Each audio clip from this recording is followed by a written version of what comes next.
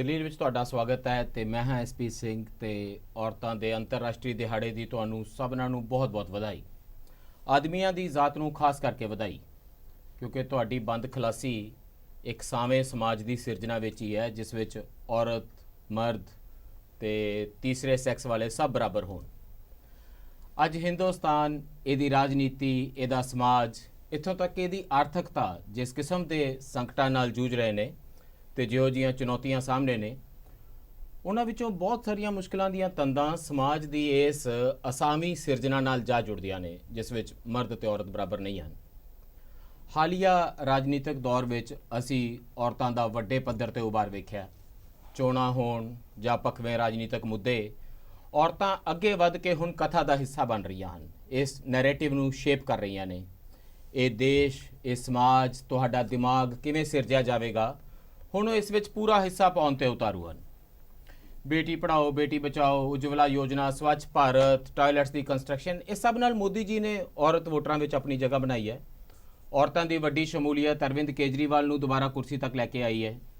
ਸ਼ਾਹੀਨ ਬਾਗ ਤੋਂ ਲੈ ਕੇ ਮਲੇਰਕੋਟਲੇ ਤੱਕ ਇੱਕ ਭਖਵੀਂ ਰਾਜਨੀਤਿਕ ਲੜਾਈ ਦੀ ਇਜਾਰੇਦਾਰੀ ਔਰਤਾਂ ਦੇ ਹੱਥ ਵਿੱਚ ਹੈ। ਕਸ਼ਮੀਰ ਦੇ ਮੁੱਦੇ ਉੱਤੇ ਔਰਤਾਂ ਦਾ ਇੱਕ ਆਪਣਾ ਬਿਆਨੀਆ ਹੈ। ਦੰਗਿਆਂ ਤੇ ਔਰਤਾਂ ਦਾ ਇੱਕ ਖਾਸ ਸਬੰਧ ਹੈ। ਦੰਗੇ ਘਰ ਦੇ ਆਦਮੀ ਕਰਦੇ ਹਨ, ਇਹਦਾ ਭਾਰ ਔਰਤਾਂ ਝੱਲਦੀਆਂ ਹਨ। ਕਲਾਈਮੇਟ ਚੇਂਜ ਦੇ ਮੁੱਦੇ ਉੱਤੇ ਔਰਤਾਂ ਲੜ ਰਹੀਆਂ ਹਨ। ਪੰਜਾਬ ਦੇ ਖੁਦਕੁਸ਼ੀ ਪੀੜਤ ਪਰਿਵਾਰਾਂ ਦੀ ਆਵਾਜ਼ ਵੱਡੇ ਪੱਧਰ ਉੱਤੇ ਔਰਤਾਂ ਉਠਾ ਰਹੀਆਂ ਹਨ। ਕੀ ਅਸੀਂ ਸਮਾਜ ਦੇ, ਰਾਜਨੀਤੀ ਦੇ, ਇਤਿਹਾਸ ਦੇ ਸਮੇਂ ਦੇ ਉਸ ਮੁਹਾਨੇ ਤੇ ਪਹੁੰਚ ਗਏ ਹਾਂ ਜਿੱਥੇ ਨਵੀਂ ਔਰਤ ਨੇ ਫੈਸਲਾ ਸਾਜ਼ੀ ਵਿੱਚ, ਡਿਸੀਜਨ ਮੇਕਿੰਗ ਵਿੱਚ ਬਰਾਬਰ ਦਾ ਸ਼ਰੀਕ ਬਣਨ ਦਾ ਤਹਈਆ ਕਰ ਲਿਆ? ਕੀ ਐਸਾ ਕੋਈ ਇਨਕਲਾਬ ਸਾਡੀਆਂ ਬਰੂਹਾਂ ਤੇ, ਸਾਡੀਆਂ ਰੂਹਾਂ ਤੇ ਦਸਤਕ ਦੇ ਰਿਹਾ? ਆਪਣੇ ਘਰ ਪਰਿਵਾਰ ਵਿੱਚ ਵੇਖੋ ਕਿ ਸਾਡਾ ਦਿਲ, ਦਿਮਾਗ, ਸਾਡੀ ਭਾਸ਼ਾ, ਸਾਡਾ ਨਜ਼ਰੀਆ ਇਸ ਇਨਕਲਾਬ ਲਈ ਤਿਆਰ ਹੈ?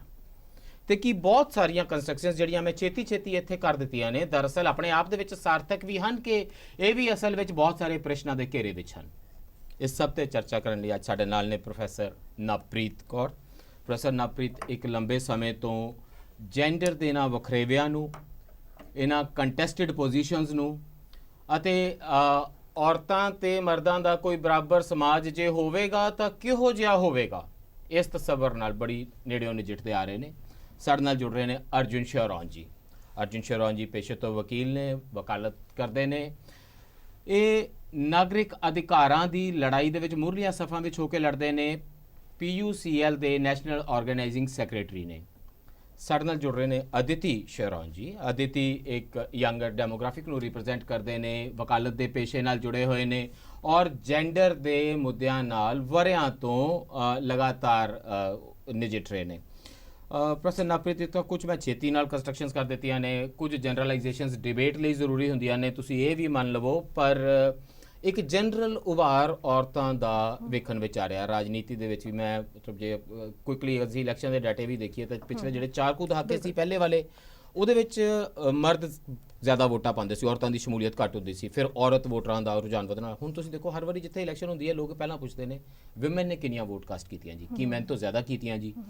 ਅਰਵਿੰਦ ਕੇਜਰੀਵਾਲ ਦੀ ਸਿਆਸਤ ਵਿੱਚ ਖਾਸ ਤੌਰ ਤੇ ਲੋਕਾਂ ਦਾ ਕਹਿਣਾ ਕਿ ਜੀ ਔਰਤਾਂ ਦਾ ਬੜਾ ਹੱਥ ਹੈਗਾ। ਸੋ ਤੁਹਾਨੂੰ ਲੱਗਦਾ ਹੈ ਕਿ ਔਰਤਾਂ ਅੱਗੇ ਹੋ ਕੇ ਇੱਕ ਨੈਰੇਟਿਵ ਦੀ ਓਨਰਸ਼ਿਪ ਲੈ ਰਹੀਆਂ ਨੇ, ਉਸ ਨੂੰ ਸ਼ੇਪ ਕਰ ਰਹੀਆਂ ਨੇ, ਫੋਰਸ ਕਰ ਰਹੀਆਂ ਨੇ ਆਪਣੀਆਂ ਪੋਜੀਸ਼ਨਸ ਨੂੰ, ਕਿ ਮੈਨੂੰ ਉਹਨਾਂ ਦੀ ਗੱਲ ਸੁਣਨੀ ਪੈ ਰਹੀ ਹੈ ਚਾਹੇ ਉਹ ਚਾਹਣ ਚਾਹੇ ਨਾ ਚਾਹਣ? ਕਿ ਵਿਦਿਅਕ ਸੰਸਥਾਵਾਂ ਦੇ ਵਿੱਚ ਜਿੱਥੇ ਅਸੀਂ ਲੜਕੀਆਂ ਦੀ ਜ਼ਿਆਦਾ ਗਿਣਤੀ ਦੇਖ ਰਹੇ ਹਾਂ, ਹਰ ਸਟੱਡੀਜ਼ ਦੇ ਵਿੱਚ ਔਰਤਾਂ ਨੂੰ ਜ਼ਿਆਦਾ ਜ਼ੋਰਦਾਰ ਤਰੀਕੇ ਨਾਲ ਅੱਗੇ ਵਧਦਿਆਂ ਦੇਖ ਰਹੇ ਹਾਂ, ਕਿ ਇਵੈਂਚੁਅਲੀ ਉਹ ਪੋਲਿਟਿਕਸ ਨੂੰ ਸ਼ੇਪ ਕਰੇਗਾ? Are we watching a new woman coming up or the woman telling us that new times are coming up? ਅਸੀਂ ਤਿਆਰ ਹੋ ਜਾਈਏ, ਨਵੇਂ ਸਮਿਆਂ ਦਾ ਨਵਾਂ ਬਿਰਤਾਂਤ ਨਵੇਂ ਤਰੀਕੇ ਲਿਖਿਆ ਜਾਵੇਗਾ। ਐਸਪੀ ਜੀ, ਮੈਨੂੰ ਲੱਗਦਾ ਹੈ ਕਿ ਇਹ ਦੋਨੋਂ ਹੀ ਗੱਲਾਂ ਸਹੀ ਨੇ। ਔਰਤਾਂ ਇੱਕ ਪੱਖੋਂ ਦੇਖਿਆ ਜਾਏ ਤਾਂ ਬਹੁਤ ਅੱਗੇ ਆ ਰਹੀਆਂ ਨੇ। ਜਿਵੇਂ ਤੁਸੀਂ ਗੱਲ ਕੀਤੀ ਇਲੈਕਸ਼ਨਸ ਦਾ, ਅਗਰ ਤੁਸੀਂ ਡੇਟਾ ਦੇਖੋ ਤਾਂ ਇਲੈਕਸ਼ਨਸ ਦੇ ਵਿੱਚ ਔਰਤਾਂ ਦੀ ਸ਼ਮੂਲੀਅਤ ਬਹੁਤ ਜ਼ਿਆਦਾ ਵਧੀ ਹੈ, ਵਿਮਨ ਵੋਟਰਸ ਦੀ। ਬਟ ਉਹਦੇ ਨਾਲ ਜੇ ਤੁਸੀਂ ਪਿਛਲੇ ਇਲੈਕਸ਼ਨ ਦੇਖੋ ਤਾਂ ਉਹਦੇ 'ਚ ਜਨਰਲੀ ਜਿਹੜੇ ਵੋਟਰਸ ਨੇ ਵੋਟਿੰਗ ਬਹੁਤ ਜ਼ਿਆਦਾ ਹੋਈ ਹੈ ਤੇ ਵਿਮਨ ਓਵਰਆਲ ਵੋਟਿੰਗ ਜ਼ਿਆਦਾ ਹੋਈ ਹੈ। ਸੋ women voters have also the percentage has gone ਪ੍ਰੋਪੋਰਸ਼ਨਲੀ, ਉਹ ਵੱਧ ਗਿਆ ਹੈ। ਸੋ ਵਨ ਇਜ਼ ਦੈਟ। ਦੂਜਾ ਮੈਨੂੰ ਲੱਗਦਾ ਕਿ ਔਰਤਾਂ ਦੇ ਬਾਰੇ ਜਦੋਂ ਆਪਾਂ ਗੱਲ ਕਰਦੇ ਹਾਂ, ਵਿਮਨ ਇੰਪਾਵਰਮੈਂਟ ਜਿਹਨੂੰ ਕਹਿੰਦੇ ਆ, ਹੈ ਨਾ, ਉਹ ਇੱਕ ਜੁਮਲਾ ਜਿਹਾ ਬਣ ਗਿਆ। ਹਾਂ ਇੱਕ ਜੁਮਲਾ ਜਿਹਾ ਬਣ ਗਿਆ, ਸਰਕਾਰਾਂ ਨੇ ਉਸ ਜੁਮਲੇ ਨੂੰ ਉਹਨੂੰ ਲੈ ਲਿਆ ਤੇ ਉਹਨੂੰ ਲੈ ਕੇ ਫਿਰ ਵੱਡੇ ਵੱਡੇ ਨਾਅਰੇ ਦੇਤੇ ਨੇ, ਬੇਟੀ ਬਚਾਓ ਬੇਟੀ ਪੜਾਓ ਤੇ ਹੋਰ ਇਸ ਤਰ੍ਹਾਂ ਦੇ ਨਾਅਰੇ ਹਰ ਸਰਕਾਰ ਦੇ ਰਹੀ ਹੈ। ਸੋ ਇੱਕ ਤਾਂ ਹੋਇਆ ਤੇ ਉਹਦੇ ਪਿੱਛੇ ਦੀ ਜਿਹੜੀ ਹਾਲਾਤ ਨੇ, ਉਹਦੇ ਪਿੱਛੇ ਦੀ ਜਿਹੜੀ ਸਿਆਸਤ ਹੈ, ਉਹਦੇ ਪਿੱਛੇ ਦਾ ਜਿਹੜੀ ਅਸਲੀਅਤ ਹੈ ਉਹ ਕੀ ਹੈ।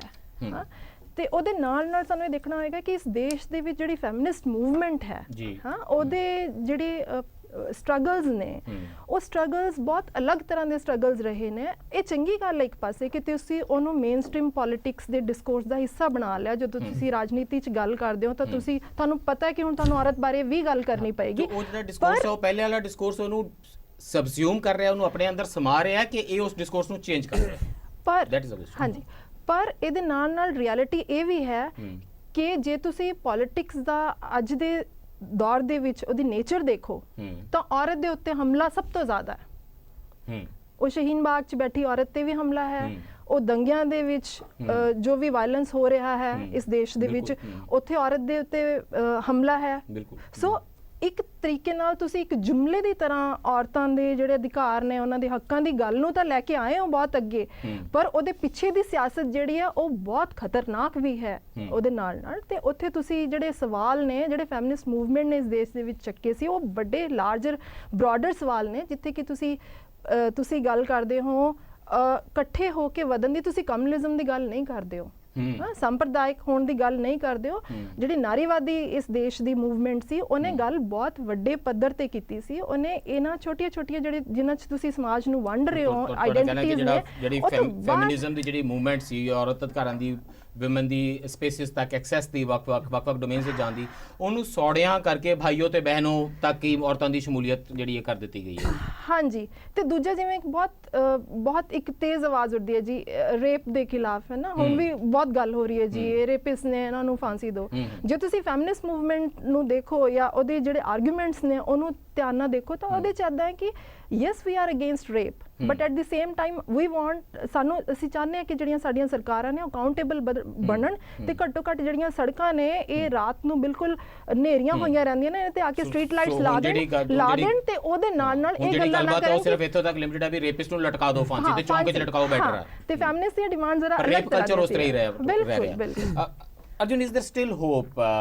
ਬਹੁਤ ਸਾਰੀਆਂ ਤੰਦਾਂ ਦਿਖਾਈ ਦੇ ਰਹੀਆਂ ਨੇ। ਮੈਂ ਕਿਸੇ ਕੰਸਟਰਕਟਿਡ ਹੋਪ ਦੇ ਵਿੱਚ ਨਹੀਂ ਜਾਣਾ ਚਾਹੁੰਦਾ। ਮੈਂ ਮਤਲਬ ਟੀਵੀ ਸਟੂਡੀਓ ਦੇ ਵਿੱਚ ਬੈਠ ਕੇ ਇੱਕ ਬਿਆਨੀਆ ਬਣਾ ਦਿੱਤਾ ਜਾਵੇ ਕਿ ਜੀ ਸਭ ਕੁਝ ਬਹੁਤ ਅੱਛਾ ਹੈ, ਮੈਂ ਉਹ ਨਹੀਂ ਕਰਨਾ ਚਾਹ ਰਿਹਾ। ਪਰ ਜੇ ਸ਼ਾਹੀਨ ਬਾਗ ਦੇ ਵਿੱਚ ਔਰਤਾਂ ਇਸ ਤਰ੍ਹਾਂ ਬੈਠੀਆਂ ਨੇ, ਉਹ ਅਮਨ ਦੀ ਗੱਲ ਕਰ ਰਹੀਆਂ ਨੇ, ਉਹ ਇੱਕ ਰਾਜਨੀਤਿਕ ਮੁੱਦੇ ਦੇ ਉੱਤੇ ਵਿਰੋਧ ਕਰ ਰਹੀਆਂ ਨੇ, ਮੈਨੂੰ ਤਾਂ ਖੁਸ਼ੀ ਹੁੰਦੀ ਜੇ CAA ਦੇ ਹੱਕ ਦੇ ਵਿੱਚ ਵੀ ਕਿਤੇ ਔਰਤਾਂ ਬੈਠੀਆਂ ਹੁੰਦੀਆਂ ਤੇ ਉਸੇ ਤਰੀਕੇ ਨਾਲ ਅਮਨ ਨਾਲ ਬੈਠਦੀਆਂ, ਇਹੀ ਔਰਤਾਂ ਆਪਸ ਵਿੱਚ ਗੱਲ ਕਰਦੀਆਂ। Which brings me to my next question, ਜੇ ਰਾਜਨੀਤੀ ਦੇ ਵਿੱਚ ਔਰਤਾਂ ਦੀ ਬਹੁਤ ਵੱਡੀ ਸ਼ਮੂਲੀਅਤ ਹੋਵੇਗੀ, ਜੇ ਸਾਡੀ ਕੈਬਨਿਟ ਔਰਤਾਂ ਨਾਲ ਭਰੀ ਹੋਵੇਗੀ, ਜੇ ਦੇਸ਼ ਦੀ ਐਡਮਿਨਿਸਟ੍ਰੇਸ਼ਨ ਜਗ੍ਹਾ ਤੋਂ ਸਾਡੀਆਂ ਪੰਚ ਸਰਪੰਚ, ਸਾਡੇ ਘਰਾਂ ਦੀਆਂ ਹੈਡਸ ਵਿਮਨ ਹੋਣਗੀਆਂ, ਕੀ ਇੱਕ ਔਰਤਾਂ ਤੇ ਮਰਦਾਂ ਦੇ ਬਰਾਬਰੀ ਵਾਲੇ ਦੇਸ਼ ਦੇ ਵਿੱਚ ਇਸ ਤਰ੍ਹਾਂ ਦੰਗੇ ਹੋ ਸਕਦੇ ਨੇ? ਕੀ CAA ਦਾ ਕਾਨੂੰਨ ਇਸ ਤਰੀਕੇ ਨਾਲ ਲਿਆਂਦਾ ਜਾਵੇਗਾ? ਕੀ ਦੇਸ਼ ਆਪਸ ਵਿੱਚ ਇਸ ਤਰੀਕੇ ਦੀ ਬਹਿਸ ਕਰੇਗਾ? ਕੀ ਚਾਂਦਬਾਗ, ਖਜੂਰੀ ਖਾਸ, ਭਜਨਪੁਰਾ ਦੇ ਵਿੱਚ ਇਸ ਤਰੀਕੇ ਨਾਲ ਇੱਕ ਦੂਜੇ ਦੇ ਪਿੱਛੇ ਔਰਤਾਂ ਮਿੱਟੀ ਦੇ ਤੇਲ ਦੇ ਪੀਪੇ ਭਰ ਕੇ ਤੇ ਪੱਥਰ ਚੱਕ ਕੇ ਆਪਣੀਆਂ ਛੱਤਾਂ ਤੇ ਰੱਖ ਕੇ ਇੱਕ ਦੂਜੇ ਤੇ ਮਾਰਨਗੀਆਂ? ਮੈਨੂੰ ਉਹਨਾਂ ਵਿਜ਼ੂਅਲਸ ਦੇ ਵਿੱਚ ਔਰਤਾਂ ਤਾਂ ਦਿਖਾਈ ਨਹੀਂ ਦੇ ਰਹੀਆਂ। ਦੰਗਾ ਆਦਮੀ ਕਰ ਰਹੇ ਨੇ, ਪਰ ਉਹਦਾ ਬਰਡਨ ਹਮੇਸ਼ਾ ਸਾਡੀਆਂ ਔਰਤਾਂ ਚੱਲਦੀਆਂ ਨੇ। ਸਾਡੀ ਰਾਜਨੀਤੀ ਨਵੀਂ ਇਸ ਉਭਰਦੀ ਔਰਤ ਲਈ ਤਿਆਰ ਹੈ ਕਿ ਨਹੀਂ, ਤੇ ਸਾਡੀਆਂ ਔਰਤਾਂ ਇਹੋ ਜਿਹੇ ਕਿਸੇ ਇਨਕਲਾਬ ਲਈ सचमुच तैयार हैं कि नहीं? देखिए, मैं किसी और समाज के लिए मैं स्पोक्स पर्सन नहीं हूँ, तो मैं ये कहना कि क्या वो तैयार है या नहीं, ये अपने आप में ही मेरी एक वैल्यू जजमेंट देना। हम तैयार हैं। हम तैयार हो ना हो, हाँ, वक्त आ चुका है। ये बार बार बोला जाता है कि women are the last colony, या बंदे बन जाए या बंदे बना देंगी। तो अगर किसी को स्लेव की तरह रखा है आपने हजारों सालों से, उनका वक्त तो आएगा।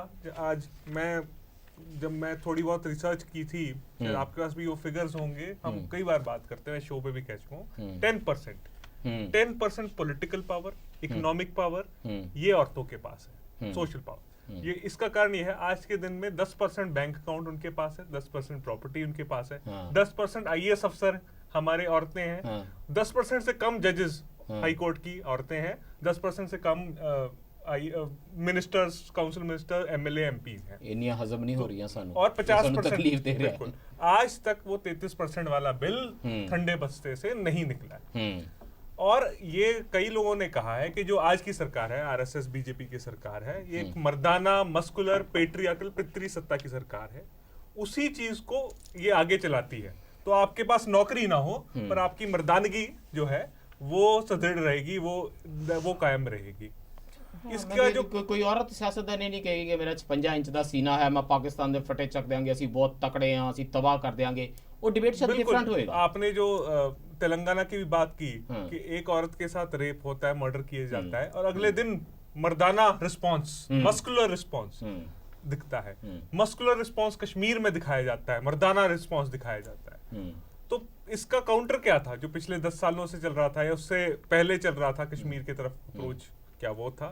क्या कुछ एक नया जो हमने देखा है कि कश्मीर के अंदर असली विक्टिम वहां की औरत है, और औरतों का नाम लेके, चाहे वो मुस्लिम औरतों का नाम लेके कहा जाता है देखिए हम ट्रिपल तलाक खत्म कर रहे हैं, हम ये खत्म कर रहे हैं, वो खत्म कर रहे हैं, उन्हीं के नाम पे लेके आप वहां पर वायलेंस करते हैं। ये वैसे ही जैसे अमेरिका ने अफगानिस्तान की औरतों का नाम लेके वहां पे 15 साल तक जंग चला, अब अभी भी चला रहे हैं। तो औरतें कई बार फिगर हेड बनती हैं उस वायलेंस का, उसका कारण बनती है, उनके नाम पे वायलेंस होती है, but as I see it उनकी जो अपनी एजेंसी है उसको छीना जा रहा है। कोई वुमेन इनकलाब आ रहा है, कोई औरतों का इनकलाब आ रहा है? मुझे लगता है इट इज अंडर वे, वो आज चल रहा है, आज के दिन है। दुख की बात सिर्फ ये है कि आज का शो हम विमेंस डे के उपलक्ष्य में कर रहे हैं, हम किसी और दिन नहीं कर रहे।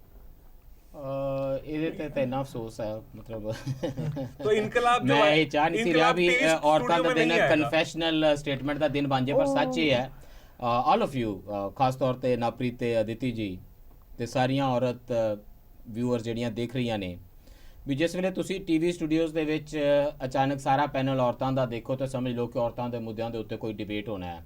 ਇਹ ਨਹੀਂ ਹੁੰਦਾ ਕਿ ਅਸੀਂ ਬਜਟ ਡਿਸਕਸ ਕਰ ਰਹੇ ਹੋਈਏ ਤੇ ਅਚਾਨਕ ਚਾਰੋਂ ਪੈਨਲਿਸਟ ਸਾਡੀਆਂ ਔਰਤਾਂ ਹੋਣ, ਅਸੀਂ ਫਾਰਮ ਯੂਸੇਜ ਡਿਸਕਸ ਕਰੀ, ਲੈਂਡ ਪ੍ਰੋਪਰਟੀ ਰਾਈਟਸ ਡਿਸਕਸ ਕਰ ਰਹੇ ਹੋਈਏ ਤੇ ਸਾਰੀਆਂ ਪੈਨਲਿਸਟ ਸਾਡੀਆਂ ਔਰਤਾਂ ਹੋਣ। ਸੋ ਈਵਨ ਪਬਲਿਕ ਸਪੇਸਿਸ ਦੇ ਵਿੱਚ ਅਦਿਤੀ ਜਿਹੜੀ ਮਰਦਾਂ ਦੀ ਆਵਾਜ਼ ਹੈ ਉਹ ਇੰਨੀ ਉੱਚੀ ਹੈ, ਉੱਥੇ ਤਾਂ ਉਹ 10% ਵੀ ਨਹੀਂ ਹੈਗੀਆਂ ਅਜੇ ਕਿ ਬਹੁਤ ਆਰਟੀਕੂਲੇਟ ਵੂਮਨ ਸਾਨੂੰ ਟੀਵੀ ਤੇ ਉੱਤੇ ਦਿਖਾਈ ਦਿੰਦੀਆਂ ਨੇ, ਪਰ ਸਮਾਜ ਦੇ ਵਿੱਚ ਉਹ ਆਰਟੀਕੂਲੇਸ਼ਨ ਦਾ ਜਿਹੜਾ ਜ਼ਿੰਮਾ ਉਹ ਔਰਤਾਂ ਦੇ ਹੱਥ ਨਹੀਂ ਹੈ। ਕਿੰਨੀ ਵੀ ਮੈਂ ਹੋਪ ਦੀ ਗੱਲ ਕਰਾਂ, ਸ਼ਾਹੀਨ ਬਾਗ ਅਜੇ ਵੀ ਐਕਸੈਪਸ਼ਨ ਹੈ ਦੇਸ਼ ਦੇ ਵਿੱਚ, ਜਿੱਥੇ ਵੀ ਸ਼ਾਹੀਨ ਬਾਗ ਹੋ ਰਹੇ ਨੇ ਉਹ ਖੁਸ਼ੀ ਵੀ ਇਸੇ ਲਈ ਦਿੰਦੇ ਨੇ, ਜੋ ਪ੍ਰੋ ਸੀਏ ਵੀ ਹੋਣਗੇ ਤਾਂ ਵੀ ਖੁਸ਼ੀ ਦੇਣਗੇ ਕਿ ਐਟਲੀਸਟ ਔਰਤਾਂ ਆਪਣੀ ਗੱਲ ਆਪ ਕਹਿ ਰਹੀਆਂ ਨੇ। ਨਾ ਟੈਲ ਮੀ ਦਿਸ, ਇੱਕ ਤਰੀਕਾ ਹੈਗਾ ਮੈਕਡੋਨਲਡ ਦਾ, ਤੁਸੀਂ ਦੇਖਿਆ ਉਹ ਐਮ ਇਸ ਤਰ੍ਹਾਂ ਹੁੰਦਾ? ਬਿਲਕੁਲ ਜੀ। ਉਹ ਕਹਿੰਦੇ ਨੇ ਜੀ ਇੰਟਰਨੈਸ਼ਨਲ ਵਿਮਨ ਡੇ ਵਾਲੇ ਦਿਨ ਨਾ ਅਸੀਂ ਆਪਣੀ ਲੋਗੋ ਉਲਟੀ ਕਰ ਦਿੱਤੀ ਹੈ, ਦੇਖੋ ਅਸੀਂ ਇਹਦਾ ਡਬਲਿਊ ਬਣਾ ਦਿੱਤਾ। ਇਹ ਮੈਕ ਫੈਮਿਨਿਜ਼ਮ ਫੈਮਿਨਿਜ਼ਮ ਲਾਈਟ ਵੀ ਕਹਿੰਦੇ ਨੇ। ਉਹ ਕਹਿੰਦੇ ਨੇ ਜੀ ਔਰਤਾਂ ਦਾ ਦਿਨ ਹੈ ਤੇ ਅਸੀਂ ਨਾ ਪਿੰਕ ਬੀਅਰ ਅੱਜ ਵੇਚਾਂਗੇ, ਮਤਲਬ ਇੱਕ ਬੀਅਰ ਕੰਪਨੀ ਪਿੰਕ ਬੀਅਰ ਵੇਚਣਾ ਚਾਹ ਰਹੀ ਹੈ। ਇੱਕ ਤਰੀਕਾ ਤਾਂ ਇਹ ਹੈ ਕਿ ਤੁਸੀਂ ਉਹਨੂੰ ਕਾਰਪੋਰੇਟ ਬ੍ਰਾਂਡਿੰਗ ਕਰਕੇ ਆਪਣੇ ਬ੍ਰਾਂਡ ਨੂੰ ਪੁਸ਼ ਕਰੋ, ਥੋੜਾ ਜਿਹਾ ਆਪਣਾ ਬ੍ਰਾਂਡ ਡਰਾਈ ਕਲੀਨਿੰਗ ਕਰਾ ਲਓ ਕਿ ਦੇਖੋ ਨਾ ਜੀ ਅਸੀਂ ਔਰਤਾਂ ਦੇ ਹੱਕਾਂ ਦੀ ਵੀ ਗੱਲ ਕਰਦੇ ਹਾਂ। ਦੂਸਰਾ ਤਰੀਕਾ ਹੁੰਦਾ ਕਿ ਤੁਸੀਂ ਇੱਕ ਸ਼ਾਹੀਨ ਬਾਗ ਬਣਾ ਲਵੋ। ਦੂਸਰਾ ਤਰੀਕਾ ਹੁੰਦਾ ਕਿ ਤੁਸੀਂ ਕਹੋ ਕਿ ਮੈਂ ਰੇਪ ਤੇ ਗੱਲ ਕਰਾਂਗੀ। ਦੂਸਰਾ ਤਰੀਕਾ ਕਿ ਚਿੱਲੀ ਦੀਆਂ ਔਰਤਾਂ ਅੱਜ ਚਿੱਲੀ ਦੇ ਬਾਜ਼ਾਰਾਂ ਵਿੱਚ ਨੇ ਤੇ ਉਹ ਗਾਣਾ ਗਾ ਰਹੀਆਂ ਨੇ, ਦ ਰੇਪਿਸਟ ਇਜ਼ ਯੂ, ਤੂੰ ਰੇਪਿਸਟ ਹੈ, ਕਿਉਂਕਿ ਉਹਨਾਂ ਨੂੰ ਲੱਗਦਾ ਸਾਡੇ ਰਾਸ਼ਟਰਪਤੀ ਤੋਂ ਲੈ ਕੇ ਪੁਲਿਸ ਵਾਲੇ ਤੱਕ ਸਾਰੇ ਤੁਸੀਂ ਰੇਪ ਕਲਚਰ ਦਾ ਹਿੱਸਾ ਹੋ ਤੇ ਮੇਰੇ ਰੇਪਿਸਟ ਤੁਸੀਂ ਸਾਰੇ ਹੋ, ਕਿਉਂਕਿ ਤੁਸੀਂ ਉਹ ਕਲਚਰ ਉਹਨਾਂ ਨੂੰ ਪ੍ਰੋਵਾਈਡ ਕਰਦੇ ਹੋ। ਅਸੀਂ ਕਿਸ ਕਿਸਮ ਦੀ ਫੈਮਿਨਿਸਟ ਮੂਵਮੈਂਟ ਲਈ ਤਿਆਰ ਹਾਂ? ਸਾਡੀਆਂ ਔਰਤਾਂ ਕਿਸ ਕਿਸਮ ਦੀ ਫੈਮਿਨਿਸਟ ਮੂਵਮੈਂਟ ਲਈ ਤਿਆਰ ਨੇ?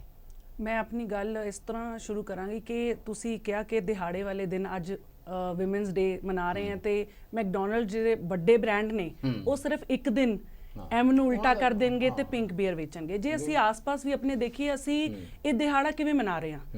ਅਸੀਂ ਮੇਕਅਪ ਦੇ ਆਈਟਮਸ ਤੇ ਡਿਸਕਾਊਂਟ ਦੇ ਕੇ, ਜਾਂ ਫਿਰ ਕਿਸੇ ਵੱਡੀ ਕੰਪਨੀ ਦੇ ਵਿੱਚ ਕੇਕ ਕੱਟ ਕੇ, ਜਾਂ ਫਿਰ ਕੋਈ ਪ੍ਰੋਮੋਸ਼ਨਲ ਆਫਰ ਦੇ ਕੇ ਕਿ ਤੁਸੀਂ 2 ਡਰੈਸਾਂ ਖਰੀਦੋ 2 ਡਰੈਸ ਫ੍ਰੀ ਨੇ। ਅਸੀਂ ਔਰਤਾਂ ਦੇ ਹੱਕਾਂ ਦੀ ਗੱਲ ਸਿਰਫ ਅੱਜ ਹੀ ਕਰ ਰਹੇ ਹਾਂ। ਇਹ ਇੱਕ ਤਾਂ ਸਾਡੀ ਬਹੁਤ ਵੱਡੀ ਕਮਜ਼ੋਰੀ ਹੈ ਸਮਾਜ ਦੀ। ਪਰ ਔਰਤਾਂ ਕਰ ਰਹੀਆਂ ਨੇ ਫਾਰਮ, ਦੇਖੋ ਜਿਹੜੀਆਂ ਫਾਰਮ ਸੁਸਾਈਡਸ ਨੇ ਉਸ ਮੁੱਦੇ ਦੇ ਉੱਤੇ ਔਰਤਾਂ ਹੀ ਲਗਾਤਾਰ ਗੱਲ ਕਰ ਰਹੀਆਂ ਨੇ। ਸਭ ਤੋਂ ਜ਼ਿਆਦਾ ਜਿਹੜੀ ਸਾਡੇ ਇੱਥੇ ਕਿਰਨਜੀਤ ਚੁਨੀਰ ਐਕਟਿਵਿਸਟ ਨੇ, ਉਹਨਾਂ ਨੇ ਸਾਰੀਆਂ ਜਿਹੜੀਆਂ ਸੁਸਾਈਡ ਅਫੈਕਟਡ ਫੈਮਿਲੀਜ਼ ਸੀ ਉਹਨਾਂ ਨੂੰ ਇਕੱਠਿਆ ਕੀਤਾ, ਉਹਨਾਂ ਦੀ ਔਰਤਾਂ ਨੂੰ ਇਕੱਠਿਆ ਕੀਤਾ, ਉਸ ਨੈਰੇਟਿਵ ਨੂੰ ਅੱਗੇ ਲੈ ਕੇ ਗਈ ਹੈ, ਜਿਹਦੇ ਕਰਕੇ ਉਹ ਗੱਲ ਸੁਣੀ ਜਾ ਰਹੀ ਹੈ। ਅਦਰਵਾਈਜ਼ ਉਹ ਮੁੱਦਾ ਡਿਸਕਸ ਨਹੀਂ ਸੀ ਹੋ ਰਿਹਾ। ਕਸ਼ਮੀਰ ਦੀਆਂ ਔਰਤਾਂ, ਜਿਵੇਂ ਅਰਜੁਨ ਨੇ ਇਸ਼ਾਰਾ ਕੀਤਾ, ਉਹ ਗੱਲ ਕਰ ਰਹੀਆਂ ਨੇ, ਸੀਏ ਤੇ ਔਰਤਾਂ ਗੱਲ ਕਰ ਰਹੀਆਂ ਨੇ। ਮੈਂ ਤੁਹਾਡੇ ਸਵਾਲ ਦੇ ਤੇ ਆਵਾਂ, ਤੁਸੀਂ ਕਿਹਾ ਕਿ ਸ਼ਾਹੀਨ ਬਾਗ ਦੇ ਵਿੱਚ ਇੱਕ ਅਸੀਂ ਸਟੈਪ ਪਿੱਛੇ ਆ ਜਾਈਏ। ਕਿਉਂ ਔਰਤਾਂ ਦਾ ਜਿਹੜਾ ਮਤ ਹੁੰਦਾ ਹੈ ਉਹ ਮਾਇਨੇ ਨਹੀਂ ਰੱਖਦਾ? ਕਿਉਂਕਿ ਸਾਨੂੰ ਇੱਕ ਸਾਡਾ ਕਲਚਰ ਹੈਗਾ ਸਮਾਜ ਦੇ ਵਿੱਚ, ਘਰ ਦੇ ਵਿੱਚ ਸਾਨੂੰ ਲੱਗਦਾ ਕਿ ਉਹਨਾਂ ਨੂੰ ਇੰਨਾ ਪਤਾ ਹੀ ਨਹੀਂ ਹੈਗਾ, ਉਹਨਾਂ ਦੀ ਰਾਜਨੀਤਿਕ ਸਮਝ, ਉਹਨਾਂ ਦੀ ਸਮਾਜਿਕ ਸਮਝ, ਆਰਥਿਕ ਸਮਝ ਹੈ ਹੀ ਨਹੀਂ। ਜੇ ਘਰ ਦੇ ਵਿੱਚ ਸਬਜ਼ੀ ਰੋਟੀ ਹੈਗੀ, ਇੱਕ ਔਰਤ ਬਣਾ ਰਹੀ ਹੈ, ਪਰ ਜੇ ਤੁਸੀਂ ਘਰ ਦਾ ਬਜਟ ਡਿਸਕਸ ਕਰੋਗੇ ਤੇ ਉਹਦੇ ਵਿੱਚ ਔਰਤ ਦਾ ਕੋਈ ਰੋਲ ਨਹੀਂ, ਉਹਦਾ ਕੋਈ ਹੱਥ ਨਹੀਂ। ਬੀਜੇਪੀ ਨੂੰ ਵੋਟ ਪਾਣੀ ਹੈ ਕਿ ਕਾਂਗਰਸ ਨੂੰ, ਇਹ ਤਾਂ ਮੀਆਂ ਦੱਸੇਗਾ ਨਾ, ਹਸਬੰਡ ਦੱਸੇਗਾ, ਬਾਪੂ ਦੱਸੇਗਾ। ਬਿਲਕੁਲ, ਰਾਜਨੀਤਿਕ ਪਾਰਟੀਆਂ ਵੀ ਹੁਣ ਉਹਨਾਂ ਨੂੰ ਪਤਾ ਲੱਗ ਗਿਆ ਕਿ ਸਾਡਾ ਜਿਹੜਾ ਫਿਊਚਰ ਹੈ ਉਹ ਔਰਤ ਵੋਟਰ ਦੇ ਕੋਲ ਹੈਗਾ, ਕਿਉਂਕਿ ਔਰਤਾਂ ਨੇ ਹੁਣ ਬੋਲਣਾ ਸ਼ੁਰੂ ਕਰਤਾ।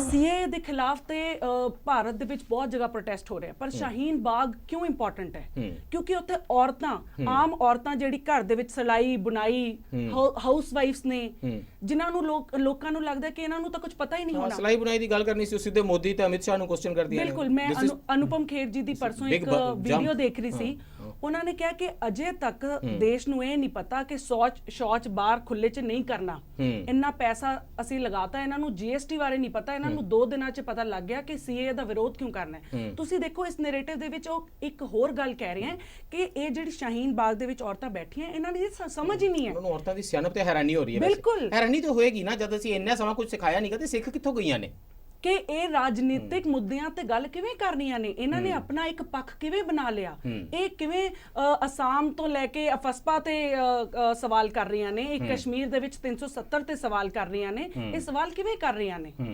ਮੈਨੂੰ ਬ੍ਰੇਕਲੀ ਰੁਕਣਾ ਪੈ ਰਿਹਾ, ਬਸ ਸਿਰਫ ਮੈਂ ਇੰਨੀ ਕੁ ਚੇਤਾਵਨੀ ਵਿਊਅਰਸ ਨੂੰ ਦੇ ਦਾਂ ਵੀ ਜੇ ਤੁਸੀਂ ਚਾਹੁੰਦੇ ਹੋ ਕਿ ਜਿਸ ਤਰ੍ਹਾਂ ਘਰ ਦਾ ਮਾਹੌਲ ਚੱਲ ਰਿਹਾ ਇਸੇ ਤਰੀਕੇ ਨਾਲ ਹੀ ਚੱਲਦਾ ਰਹੇ, ਘਰ ਦੇ ਵਿੱਚ ਕੋਈ ਇਸ ਤਰ੍ਹਾਂ ਦਾ ਡਿਬੇਟ ਸੁਣ ਕੇ ਕੋਈ ਖਬੜਾ ਖਬੜੀ ਨਾ ਹੋਵੇ, ਤਾਂ ਬ੍ਰੇਕ ਤੋਂ ਬਾਅਦ ਤੁਸੀਂ ਭਾਵੇਂ ਵਾਪਸ ਨਾ ਵੀ ਆਣਾ, ਕਿਉਂਕਿ ਅੱਗੋਂ ਅਸੀਂ ਜਿਹੜੀਆਂ ਗੱਲਾਂ ਕਰ ਰਹੇ ਹਾਂ ਉਹਦੇ ਨਾਲ ਐਵੇਂ ਸਟੂਡੀਓ ਦੀ ਕੋਈ ਲੜਾਈ ਤੁਹਾਡੇ ਘਰ ਤੱਕ ਵੀ ਪਹੁੰਚ ਸਕਦੀ ਹੈ।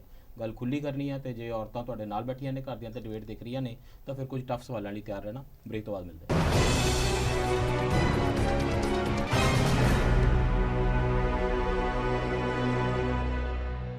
ਨਵਪ੍ਰੀਤ,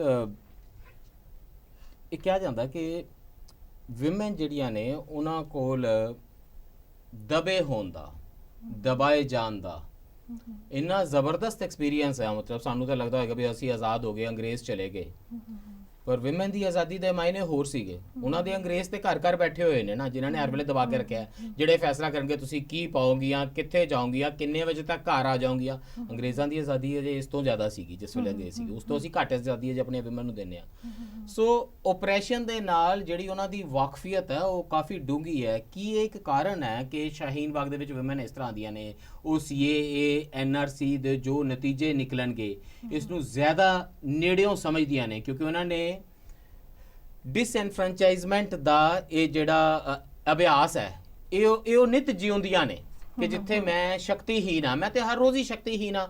ਉਹਨਾਂ ਨੂੰ ਲੱਗਦਾ ਸ਼ਕਤੀਹੀਨ ਹੋਣਾ ਕੀ ਹੁੰਦਾ, ਤਾਂ ਉਹਨੂੰ ਪਤਾ ਜੇ ਘਰ ਵਾਲਾ ਵੀ ਸ਼ਕਤੀਹੀਨ ਹੋ ਗਿਆ, NRC ਦੇ ਵਿੱਚ ਨਾਮ ਨਾ ਆਇਆ, ਬਾਪੂ ਦਾ ਨਾਮ ਨਾ ਆਇਆ, ਫਿਰ ਸਾਡਾ ਕੀ ਹਾਲ ਹੋਵੇਗਾ। ਇਹ ਤਾਂ ਉਹਨੂੰ ਬਾਪੂ ਨਾਲੋਂ ਜ਼ਿਆਦਾ ਪਤਾ। ਬਾਪੂ ਤਾਂ ਹੁਣ ਸ਼ਕਤੀ ਵਿਹੀਨ ਹੋਏਗਾ, ਉਹ ਤੇ ਪਹਿਲਾਂ ਤੋਂ ਹੀ ਹੈ। ਇਜ਼ ਦੈਟ ਦਾ ਰੀਜ਼ਨ ਕਿ ਹੁਣ ਵੂਮਨ ਕੰਧ ਨਾਲ ਲਗਾ ਦਿੱਤੀ ਗਈ ਹੈ, ਹੁਣ ਉਹਦੇ ਕੋਲ ਵਾਪਸ ਲੜਨ ਤੋਂ ਬਿਨਾ ਕੋਈ ਚਾਰਾ ਨਹੀਂ? ਹਾਂਜੀ, ਤੁਸੀਂ 2 ਗੱਲਾਂ ਕਰ ਰਹੇ ਹੋ ਇੱਥੇ। ਹਾਂਜੀ, ਪਹਿਲੀ ਗੱਲ ਹੈ ਕਿ ਜਿਹੜਾ ਡੋਮੈਸਟਿਕ ਅਰੀਨਾ ਸੀ, ਘਰ-ਬਾਰ ਦਾ ਜਿਹੜਾ ਦਾਇਰਾ ਸੀ, ਉਹਦੇ 'ਚ ਔਰਤ ਬਹੁਤ ਬੁਰੀ ਤਰੀਕੇ ਨਾਲ ਦਬਾਈ ਗਈ ਹੈ, ਉਹ ਮੰਨਿਆ ਵੀ ਗਿਆ ਹੈ। ਜੇ ਤੁਸੀਂ ਲਿਟਰੇਚਰ ਪੜ੍ਹੋ, ਕਿਸੇ ਵੀ ਪ੍ਰਾਂਤ ਦਾ ਪੰਜਾਬੀ ਲਿਟਰੇਚਰ ਪੜ੍ਹੋਗੇ, ਉਹਦੇ ਸਾਨੂੰ ਨਜ਼ਰ ਆਏਗਾ ਬਹੁਤ ਕਹਾਣੀਆਂ। ਵਿਮਨ ਜਿਹੜੀਆਂ ਲੇਖਿਕਾਵਾਂ ਨੇ ਸਾਡੀਆਂ, ਉਹਨਾਂ ਨੇ ਬਹੁਤ ਵਧੀਆ ਤਰੀਕੇ ਨਾਲ ਉਹ ਦੱਸਿਆ ਹੈ। ਲੋਕਾਂ ਨੂੰ ਨਿਦਨ ਦਾ ਐਕਸਪੀਰੀਅੰਸ ਪਤਾ ਹੈ, ਕੁੜੀ ਜੰਮਣੀ ਹੈ ਕਿ ਨਹੀਂ ਜੰਮਣੀ ਉਹਦਾ ਵੀ ਫੈਸਲਾ ਹੁੰਦਾ, ਫਿਰ ਉਹਨੇ ਵਿਆਹ ਕਿਹਦੇ ਨਾਲ ਕਰਨਾ ਉਹਦਾ ਵੀ ਫੈਸਲਾ ਹੁੰਦਾ। ਹਾਂਜੀ, ਹਾਂ। ਸੋ ਕਹਾਣੀ ਸਿਰਫ ਉਸ ਨਿਦਨ ਦੇ ਐਕਸਪੀਰੀਅੰਸ ਨੂੰ ਇਕੱਠਾ ਕਰਕੇ ਸਾਡੇ ਵਰਗਿਆਂ ਲਈ ਕਿਤਾਬ ਤੇ ਲੈ ਕੇ ਆਉਂਦੀ ਹੈ। ਸੋ ਦੂਸਰੀ ਜਿਹੜੀ ਤੁਸੀਂ ਗੱਲ ਕਰ ਰਹੇ ਹੋ, ਰਾਜਨੀਤੀ ਤੇ ਔਰਤ ਦਾ ਰਿਸ਼ਤਾ ਹੈ, ਉਸ ਦੇ ਬਾਰੇ ਤੁਸੀਂ ਗੱਲ ਕਰ ਰਹੇ ਹੋ। ਸੋ ਜਦੋਂ ਇਹ ਘਰ ਦੇ ਵਿੱਚ ਜਿਹੜੀ ਤੁਸੀਂ ਹੰਡਾਇਆ ਹੋਇਆ ਦੁੱਖ ਹੈ, ਜਦੋਂ ਤੁਸੀਂ ਦੇਖਦੇ ਹੋ ਕਿ ਰਾਜਨੀਤੀ ਦੇ ਵੱਡਾ ਜਿਹੜਾ ਖੇਤਰ ਹੈ, ਘਰ ਦੇ ਬਾਹਰ ਦਾ ਖੇਤਰ ਹੈ, ਜਿਹੜਾ ਕਿ ਤੈਅ ਹੁੰਦਾ ਹੈ ਰਾਜਨੀਤੀ ਦੇ ਨਾਲ, ਦੇਸ਼ ਦੀ ਰਾਜਨੀਤੀ ਕੀ ਹੈ ਉਹ ਤੈਅ ਕਰਦੀ ਹੈ ਕਿ ਬਾਹਰ ਦੀ ਜ਼ਿੰਦਗੀ ਕਿਵੇਂ ਹੋਏਗੀ। ਤੁਸੀਂ ਸੜਕ ਤੇ ਜਾਓਗੇ, ਤੁਹਾਡਾ ਮਰਦ, ਜਿਵੇਂ ਕਿਹਾ ਜਾਂਦਾ ਤੁਹਾਡਾ ਮਰਦ, ਇਹ ਸ਼ਬਦ ਹਾਲਾਂਕਿ ਨਹੀਂ ਇਸਤੇਮਾਲ ਕਰਨਾ ਚਾਹੀਦਾ, ਜਦੋਂ ਸੜਕ ਤੇ ਜਾਏਗਾ ਤਾਂ ਉਹਦੇ ਨਾਲ ਕੀ ਹੋ ਸਕਦਾ ਜੇ ਉਹ ਕਿਸੇ ਖਾਸ ਸੰਪਰਦਾਇ ਨਾਲ, ਕਿਸੇ ਖਾਸ ਧਰਮ ਨਾਲ ਸੰਬੰਧ ਰੱਖਦਾ ਹੋਏਗਾ। ਸੋ ਔਰਤ ਉਸ ਡਰ ਨੂੰ ਜਾਣਦੀ ਹੈ, ਉਹਨੂੰ ਪਤਾ ਹੈ ਕਿ ਇਹ ਕੀ ਹੋਏਗਾ, ਕਿਉਂਕਿ ਉਹਨੇ ਉਹ ਮਾਰਾਂ ਘਰੇ ਅੰਦਰ ਚੱਲੀਆਂ ਨੇ। ਹਾਂ ਉਹ ਜਾਣਦੀ ਹੈ ਅਜੇ ਕਿ ਕਿ ਉਹਨੂੰ ਕਦੀ ਬਹੁਤੇ ਸ਼ਬਦ ਅਸੀਂ ਨਹੀਂ ਲੱਭੇ, ਜਿੱਦਾਂ ਸਾਨੂੰ ਗੁੰਡਾਗਰਦੀ ਪਤਾ ਮਾੜੀ ਚੀਜ਼ ਹੁੰਦੀ ਹੈ, ਹਾਂਜੀ ਪਰ ਸਾਡੇ ਘਰ 'ਚ ਮਰਦਾਗਰਦੀ ਹਰ ਵੇਲੇ ਹੁੰਦੀ ਰਹਿੰਦੀ ਹੈ। ਮਰਦਗਰਦੀ ਤਾਂ ਹੁੰਦੀ ਰਹਿੰਦੀ ਹੈ ਨਾ 24 ਘੰਟੇ ਹੀ, ਸਿਰਫ ਸਾਨੂੰ ਇਹ ਪਤਾ ਕਿਉਂਕਿ ਸਾਰਿਆਂ ਘਰਾਂ 'ਚ ਹੁੰਦੀ ਹੈ, ਇਸ ਲਈ ਇਹਦੇ ਬਾਰੇ ਬਹੁਤੀ ਗੱਲ ਨਹੀਂ ਬਿਲਕੁਲ। ਕਰੀ। ਇਹਦੇ ਨਾਲ ਜਿਹੜਾ ਦੂਜਾ ਆਪੋਜ਼ਿਟ ਸ਼ਬਦ ਹੈ ਉਹ ਵੀ ਤੁਸੀਂ ਦੇਖੋ, ਭਾਈਚਾਰਾ। ਮੈਨੂੰ ਭਾਈਚਾਰੇ ਦਾ ਆਪੋਜ਼ਿਟ ਕੀ ਭਾਈਚਾਰਾ ਹੁੰਦਾ, ਭਾਈਆਂ ਨੇ ਆਪਸ ਵਿੱਚ ਬਣਾ ਲੈਣਾ। ਹਾਂ ਮਤਲਬ ਇੱਕ ਭਾਈਚਾਰਾ ਥੋੜੀ ਤਾਂ ਬਣਾਉਣਾ ਹੈ ਮੀਟਿੰਗ 'ਚ। ਹਾਂ ਹੁਣ ਜਿਵੇਂ ਹੈ ਨਾ ਔਰਤਾਂ ਦੀ ਆਪਸ ਦੇ ਵਿੱਚ ਜਿਹੜੀ ਇੱਕ ਸੋਲੀਡੈਰਿਟੀ ਹੈ। ਮੇਰੇ ਕੁਝ ਕਿਤੇ ਤੁਹਾਡੇ ਤੇ ਸ਼ੱਕ ਰੱਖ ਲੈਣ ਵੀ ਤੁਸੀਂ ਭਾਈਚਾਰੇ ਦੇ ਅਗੇਂਸਟ ਉਹਦਾ ਭਾਈਚਾਰਾ ਬਣਾਉਣ ਤੇ ਜ਼ੋਰ ਲਗਾਇਆ ਸਮਾਜ ਦਾ। ਨਹੀਂ ਬਿਲਕੁਲ ਨਹੀਂ। ਸਾਡੀ ਜਿਹੜੀ ਭਾਸ਼ਾ ਹੈ ਉਹਦੇ 'ਚ ਵੀ ਕਿਵੇਂ ਸ਼ਬਦ ਨੇ ਜਿਹੜੇ ਸਾਨੂੰ ਲੱਭਦੇ ਹੀ ਨਹੀਂ, ਹੈ ਨਾ। ਜਿਸ ਵੇਲੇ ਅਸੀਂ ਮਿਲ ਕੇ ਬੈਠ ਕੇ ਪਿਆਰ ਮੁਹੱਬਤ ਨਾਲ ਆਪਸ ਵਿੱਚ ਲੜਾਈ ਝਗੜਾ ਨਿਪਟਾਉਣ ਦੀ ਗੱਲ ਕਰਦੇ ਹਾਂ, ਉਹ ਵੀ ਨਹੀਂ ਉਸ ਵੇਲੇ ਸ਼ਬਦ ਅਸੀਂ ਲੱਭਦੇ। ਭਾਈਚਾਰਕ ਸਾਂਝ ਦੀ ਗੱਲ ਕਰਦੇ ਹਾਂ, ਅਸੀਂ ਉਸ ਵੇਲੇ ਵੀ ਔਰਤਾਂ ਉੱਤੇ ਹਿੰਸਾ ਕਰ ਰਹੇ ਹਾਂ। ਹਾਂ ਬਿਲਕੁਲ। ਇਹ ਵੀ ਇੱਕ ਤਰ੍ਹਾਂ ਦੀ ਕਿਉਂਕਿ ਕਹਿ ਲਓ ਭੈਣਾਂ ਦਾ ਮਾਵਾਂ ਦਾ ਤਾਂ ਕੋਈ ਰੋਲ ਹੀ ਨਹੀਂ ਨਾ, ਭਾਈਆਂ, ਕਿਉਂਕਿ ਸਾਡੇ ਦਿਮਾਗਾਂ 'ਚ ਹੈ ਨਾ, ਅਸੀਂ ਭਾਸ਼ਾ ਹੀ ਉਹ ਬਣਾਈ ਹੋਈ ਹੈ। ਜੀ ਹਿੰਦੂ ਮੁਸਲਿਮ ਸਿੱਖ ਈਸਾਈ ਆਪਸ ਵਿੱਚ ਆ ਭਾਈ ਭਾਈ, ਘਰ ਵਾਲੀਆਂ ਤਾਂ ਉਹਨਾਂ ਦੇ ਨਾਲ ਹੀ ਆ ਜਾਣਗੀਆਂ, ਜਿੱਧਰ ਨੂੰ ਮੈਂ ਵੱਟਾ ਮਾਰਾਂਗਾ ਉਧਰ ਨੂੰ ਘਰ ਵਾਲੀ ਦਾ ਵੱਟਾ ਮਾਰਨਾ ਜ਼ਿੰਮੇਵਾਰੀ ਹੈ। ਬਿਲਕੁਲ। ਸੋ ਦੂਸਰੀ ਗੱਲ ਜਿਹੜੀ ਮੈਂ ਤੇ ਕਹਿਣਾ ਚਾਹਾਂਗੀ ਉਹ ਇਹ ਵੀ ਹੈ ਕਿ ਔਰਤ ਨੇ ਉਹ ਹੰਡਾਇਆ ਹੈ ਆਪਣੇ ਉੱਤੇ, ਤੇ ਉਹ ਬਹੁਤ ਬਖੂਬੀ ਜਾਣਦੀ ਹੈ, ਉਹਨੂੰ ਬਹੁਤ ਨਜ਼ਦੀਕ ਤੋਂ ਬਹੁਤ ਕਰੀਬੀ ਤੋਂ ਜਾਣਦੀ ਹੈ ਕਿ ਉਹਦਾ ਸਿੱਟਾ ਕੀ ਹੋ ਸਕਦਾ ਹੈ। ਪਰ ਦੂਜੀ ਜਿਹੜੀ ਗੱਲ ਹੈ ਉਹ ਮੈਨੂੰ ਇਹ ਵੀ ਲੱਗਦੀ ਹੈ ਕਿ ਇਸ ਦੇਸ਼ ਦੇ ਵਿੱਚ ਇੱਕ ਖਾਸ ਤਰ੍ਹਾਂ ਦੀ ਆਈਡੀਓਲੋਜੀ ਦਾ ਉਭਾਰ ਹੈ। ਉਹਦੇ 'ਚ ਔਰਤ ਦਾ ਕੀ ਰੋਲ ਰਿਹਾ ਹੈ, ਸ਼ਾਇਦ ਸਾਨੂੰ ਉਹਦੇ ਬਾਰੇ ਵੀ ਗੱਲ ਕਰਨੀ ਚਾਹੀਦੀ ਹੈ ਕਿ ਔਰਤ ਨੇ ਇੱਕ ਖਾਸ ਤਰ੍ਹਾਂ ਦੀ ਆਈਡੀਓਲੋਜੀ ਜੋ ਕਿ ਨਫ਼ਰਤ ਫੈਲਾਉਣ ਵਾਲੀ ਆਈਡੀਓਲੋਜੀ ਹੈ, ਜੋ ਕਿ ਨਫ਼ਰਤ ਬਾਰੇ ਗੱਲ ਕਰਦੀ ਹੈ, ਉਹਦੇ ਨਾਲ ਕਿਸ ਤਰੀਕੇ ਨਾਲ ਔਰਤ ਵੀ ਅੱਗੇ ਚੱਲ ਪਈ। ਸਾਰੇ ਮੁਸਲਮਾਨ ਭਜਾ ਦੇਾਂਗੇ, ਸਾਡਾ ਨਾਮ ਹੈ ਦੁਰਗਾ ਵਾਹਿਨੀ ਸ਼ਕਤੀ। ਹਾਂਜੀ ਸੋ ਔਰ ਇਹ ਸਿਰਫ ਮੈਂ ਕਹਾਂਗੀ ਕਿ ਇਹ ਧਰਮ ਦੀ ਜਦੋਂ ਰਾਜਨੀਤੀ ਹੁੰਦੀ ਹੈ ਸਿਰਫ ਉੱਥੇ ਤੱਕ ਸੀਮਿਤ ਨਹੀਂ ਹੈ। 1990 ਦੇ ਵਿੱਚ ਐਂਟੀ ਮੰਡਲ ਪ੍ਰੋਟੈਸਟ ਹੋਏ ਸੀ। ਚੰਡੀਗੜ੍ਹ ਸ਼ਹਿਰ ਦੀਆਂ ਔਰਤਾਂ ਬਰਤਨ ਵਜਾਉਂਦੀਆਂ ਹੁੰਦੀਆਂ ਸੀ, ਸ਼ਾਮ ਨੂੰ ਰਾਤ ਨੂੰ ਬੱਚੇ ਔਰਤਾਂ ਨਿਕਲਦੇ ਸੀ ਸੜਕਾਂ ਦੇ ਉੱਤੇ, ਤੇ ਉਹ ਐਕਚੁਅਲੀ ਪ੍ਰੋਟੈਸਟ ਕਰਦੀਆਂ ਸੀ। ਇਹ ਪ੍ਰੋਟੈਸਟ ਜਿਹੜਾ ਸੀ, ਤੇ ਮੇਰੀ ਆਪਣੀ ਰਿਸਰਚ ਦੇ ਵਿੱਚ ਇਹ ਸਾਹਮਣੇ ਗੱਲ ਆਈ ਹੈ ਕਿ ਬਹੁਤ ਸਾਰੇ ਦਲਿਤ ਮਰਦ ਨੇ, ਉਹਨਾਂ ਤੇ ਅਟੈਕ ਹੋਇਆ ਅਪਰ ਕਾਸਟ ਔਰਤਾਂ ਦੇ ਗਰੁੱਪਸ ਦਾ। ਸੋ ਇਹ ਨਹੀਂ ਹੈ ਕਿ ਔਰਤ ਨੂੰ ਤੁਸੀਂ ਅਗਰ ਕਹੋ ਕਿ ਉਹ ਸਿਰਫ ਇੱਕ ਪ੍ਰੋਗਰੈਸਿਵ ਸੋਚ ਦੇ ਨਾਲ ਹੀ ਖੜੀ ਹੈ, ਉਹ ਬਹੁਤ ਵਾਰ ਰਿਗਰੈਸਿਵ ਸੋਚ ਦੇ ਨਾਲ ਵੀ ਏਜੰਸੀ ਬਣ ਜਾਂਦੀ ਹੈ। ਬਿਲਕੁਲ। ਅਰਜੁਨ ਨੂੰ ਮੈਂ ਡਰਾ ਕਰਨਾ ਚਾਹ ਰਿਹਾ। ਅਰਜੁਨ ਜੀ, ਮੈਂ ਸੈਟਰਡੇ ਦੀ ਇੰਡੀਅਨ ਐਕਸਪ੍ਰੈਸ ਦੇਖ ਰਿਹਾ ਸੀਗਾ ਜੀ। ਉਹਨਾਂ ਨੇ ਕਿਹਾ ਕਿ ਬਹੁਤ ਸਾਰੇ ਯੂਪੀ ਦੇ ਵਿੱਚ, ਲਖਨਊ ਦੇ ਵਿੱਚ ਸੜਕਾਂ ਦੇ ਕਿਨਾਰੇ ਬੋਰਡ ਲਗਾ ਦਿੱਤੇ ਗਏ ਨੇ ਜਿਨ੍ਹਾਂ ਨੇ ਹਿੰਸਾ ਵਿੱਚ ਹਿੱਸਾ ਲਿਆ ਹੈ। ਬਹੁਤ ਸਾਰੇ ਐਕਟਿਵਿਸਟ ਨੇ ਉਹਦੇ 'ਚ, ਐਂਟੀ ਸੀਏ ਐਕਟਿਵਿਸਟ ਨੇ। ਉਹਨਾਂ ਨੇ ਕਿਹਾ ਉਹਨਾਂ ਦੀਆਂ ਫੋਟੋਆਂ ਤੇ ਉਹਨਾਂ ਦੇ ਐਡਰੈਸਿਸ ਛਾਪ ਦਿੱਤੇ ਜਾਣ ਤੇ ਸੜਕਾਂ ਤੇ ਸੈਂਕੜਿਆਂ ਦੀ ਗਿਣਤੀ ਵਿੱਚ ਬੋਰਡ ਲਗਾ ਦਿੱਤੇ ਜਾਣ। ਜਿਸ ਕਿਸਮ ਦਾ ਦੇਸ਼ ਦੇ ਵਿੱਚ ਮਾਹੌਲ ਹੈ, ਜਦੋਂ ਲੋਕ, ਜਿਸ ਦੇਸ਼ ਦੇ ਵਿੱਚ ਲੋਕ ਵੋਟਰ ਲਿਸਟਾਂ ਹੱਥ 'ਚ ਫੜ ਕੇ ਤੇ ਦੰਗੇ ਕਰ ਰਹੇ ਹੋਣ, ਜਿਸ ਦੇਸ਼ ਦੇ ਵਿੱਚ ਜੇ ਤੁਸੀਂ ਕਿਸੇ ਕਾਨੂੰਨ ਦਾ ਵਿਰੋਧ ਕਰਦੇ ਹੋ ਤਾਂ ਦੇਸ਼ ਵਿਰੋਧੀ ਹੋ, ਦੇਸ਼ ਧਰੋਹੀ ਹੋ, ਇਹ ਬਿਆਨੀਆਂ ਚੱਲ ਰਿਹਾ ਹੋਵੇ, ਜੇ ਸੜਕਾਂ ਤੇ ਬੋਰਡ ਲੱਗ ਜਾਣ, ਤੁਹਾਡੇ ਮੇਰੇ ਘਰਾਂ ਦੇ ਐਡਰੈਸ ਲਿਖ ਦਿੱਤੇ ਜਾਣ, ਸਪੋਜ਼ ਕਰੋ ਕਿਤੇ ਆਪੋਜੀਸ਼ਨ ਦੀ ਸਰਕਾਰ ਹੈ ਤੇ ਉਹ ਕਹਿੰਦੇ ਇਹਨਾਂ ਨੇ ਪ੍ਰੋ ਸੀਏ ਪ੍ਰੋਟੈਸਟ ਦੇ ਵਿੱਚ ਹਿੰਸਾ ਕੀਤੀ, ਅਸੀਂ ਇਹਨਾਂ ਦੇ ਨਾਮ ਸੜਕਾਂ ਤੇ ਲਿਖ ਦਿਆਂਗੇ। ਹੁਣ ਉਹਨਾਂ ਦੇ ਘਰ ਕਿੰਨੇ ਸੁਰੱਖਿਅਤ ਰਹਿਣਗੇ, ਉਹਨਾਂ ਵਿੱਚ ਰਹਿਣ ਵਾਲੀਆਂ ਔਰਤਾਂ ਕਿੰਨੀਆਂ ਸੁਰੱਖਿਅਤ ਰਹਿਣਗੀਆਂ? ਮਤਲਬ ਇੱਕ ਤਾਂ ਇਹ ਸਵਾਲ ਨੇ। ਔਰ ਦੰਗਿਆਂ ਦੇ ਮਾਮਲੇ ਦੇ ਵਿੱਚ ਵੀ ਜਿਸ ਵੇਲੇ ਦੰਗੇ ਹੁੰਦੇ ਨੇ ਤਾਂ ਉਹਨਾਂ ਔਰਤਾਂ ਦਾ ਕੀ ਕਸੂਰ ਹੁੰਦਾ ਹੈ ਜਿਹੜੀਆਂ ਨਾ ਦੰਗਾ ਕਰਨ ਗਈਆਂ ਹੁੰਦੀਆਂ ਨੇ, ਨਾ ਉਹਨਾਂ ਨੇ ਕੋਈ ਰਾਜਨੀਤਿਕ ਪੈਂਤੜਾ ਉਹਦੇ ਵਿੱਚ ਲਿਆ ਹੁੰਦਾ। ਇਹ ਸਾਰਾ ਭਾਰ ਅੰਤ ਨੂੰ ਔਰਤਾਂ ਨੇ ਝੱਲਣਾ। ਜੇ ਤੁਸੀਂ ਸੜਕਾਂ ਤੇ ਬੋਰਡ ਲਗਾਓਗੇ ਤਾਂ ਉਹਦਾ ਭਾਰ ਔਰਤਾਂ ਝੱਲਣਗੀਆਂ। ਇੱਕ ਪਾਸੇ ਤਾਂ ਇਹ ਹੋ ਰਿਹਾ, ਦੂਸਰੇ ਪਾਸੇ ਅਸੀਂ ਇਹ ਦੇਖ ਰਹੇ ਹਾਂ ਕਿ ਔਰਤਾਂ ਉਭਰ ਕੇ ਆ ਰਹੀਆਂ ਨੇ, ਉਹ ਆਪਣਾ ਨੈਰੇਟਿਵ ਫੋਰਸ ਕਰ ਰਹੀਆਂ ਨੇ। ਕੀ ਨਵੀਂ ਉਭਰਦੀ ਰਾਜਨੀਤੀ ਇਸ ਕਿਸਮ ਦੀ ਔਰਤਾਂ ਦੀ ਵਧੀ ਅਵੇਅਰਨੈਸ ਨਾਲ ਜ਼ੋਰ ਨਾਲ ਟਕਰਾਏਗੀ? ਕੀ ਕਲੈਸ਼ ਦਰਅਸਲ ਹੋਰ ਵਧੇਗਾ? ਤੇ ਹੁਣ ਇਹ ਅੱਗੇ ਕਾਸਟ ਲਾਈਨਸ ਤੇ ਸੀਗਾ, ਰਿਲੀਜੀਅਨ ਲਾਈਨ ਤੇ ਸੀਗਾ, ਇਹ ਕਿਸੇ ਵੇਲੇ ਆ ਕੇ ਘਰਾਂ ਦੇ ਵਿੱਚ, ਫੈਮਿਲੀਜ਼ ਦੇ ਵਿੱਚ ਜੈਂਡਰ ਲਾਈਨਸ ਦੇ ਉੱਤੇ ਵੀ ਕਲੈਸ਼ ਉੱਠੇਗਾ। ਦੇਖੋ ਕੀ ਹੋ ਸਕਦਾ ਪੁਰਾਣਾ ਕਿ ਮੁਹੱਲੇ ਦੀਆਂ ਔਰਤਾਂ ਕਹਿ ਦੇਣ ਕਿ ਅਸੀਂ ਮਰਦਾਂ ਦੇ ਨਾਲ ਨਹੀਂ ਤੁਰਾਂਗੀਆਂ, ਤੁਸੀਂ ਸਭ ਦੰਗਈ ਹੋ ਤੇ ਅਸੀਂ ਦੰਗਾ ਨਹੀਂ ਹੋਣ ਦਿਆਂਗੀਆਂ, ਤੇ ਹੁਣ ਮਰਦ ਵਰਸਸ ਔਰਤ ਮੁਹੱਲਾ ਵੰਡਿਆ ਜਾਏਗਾ।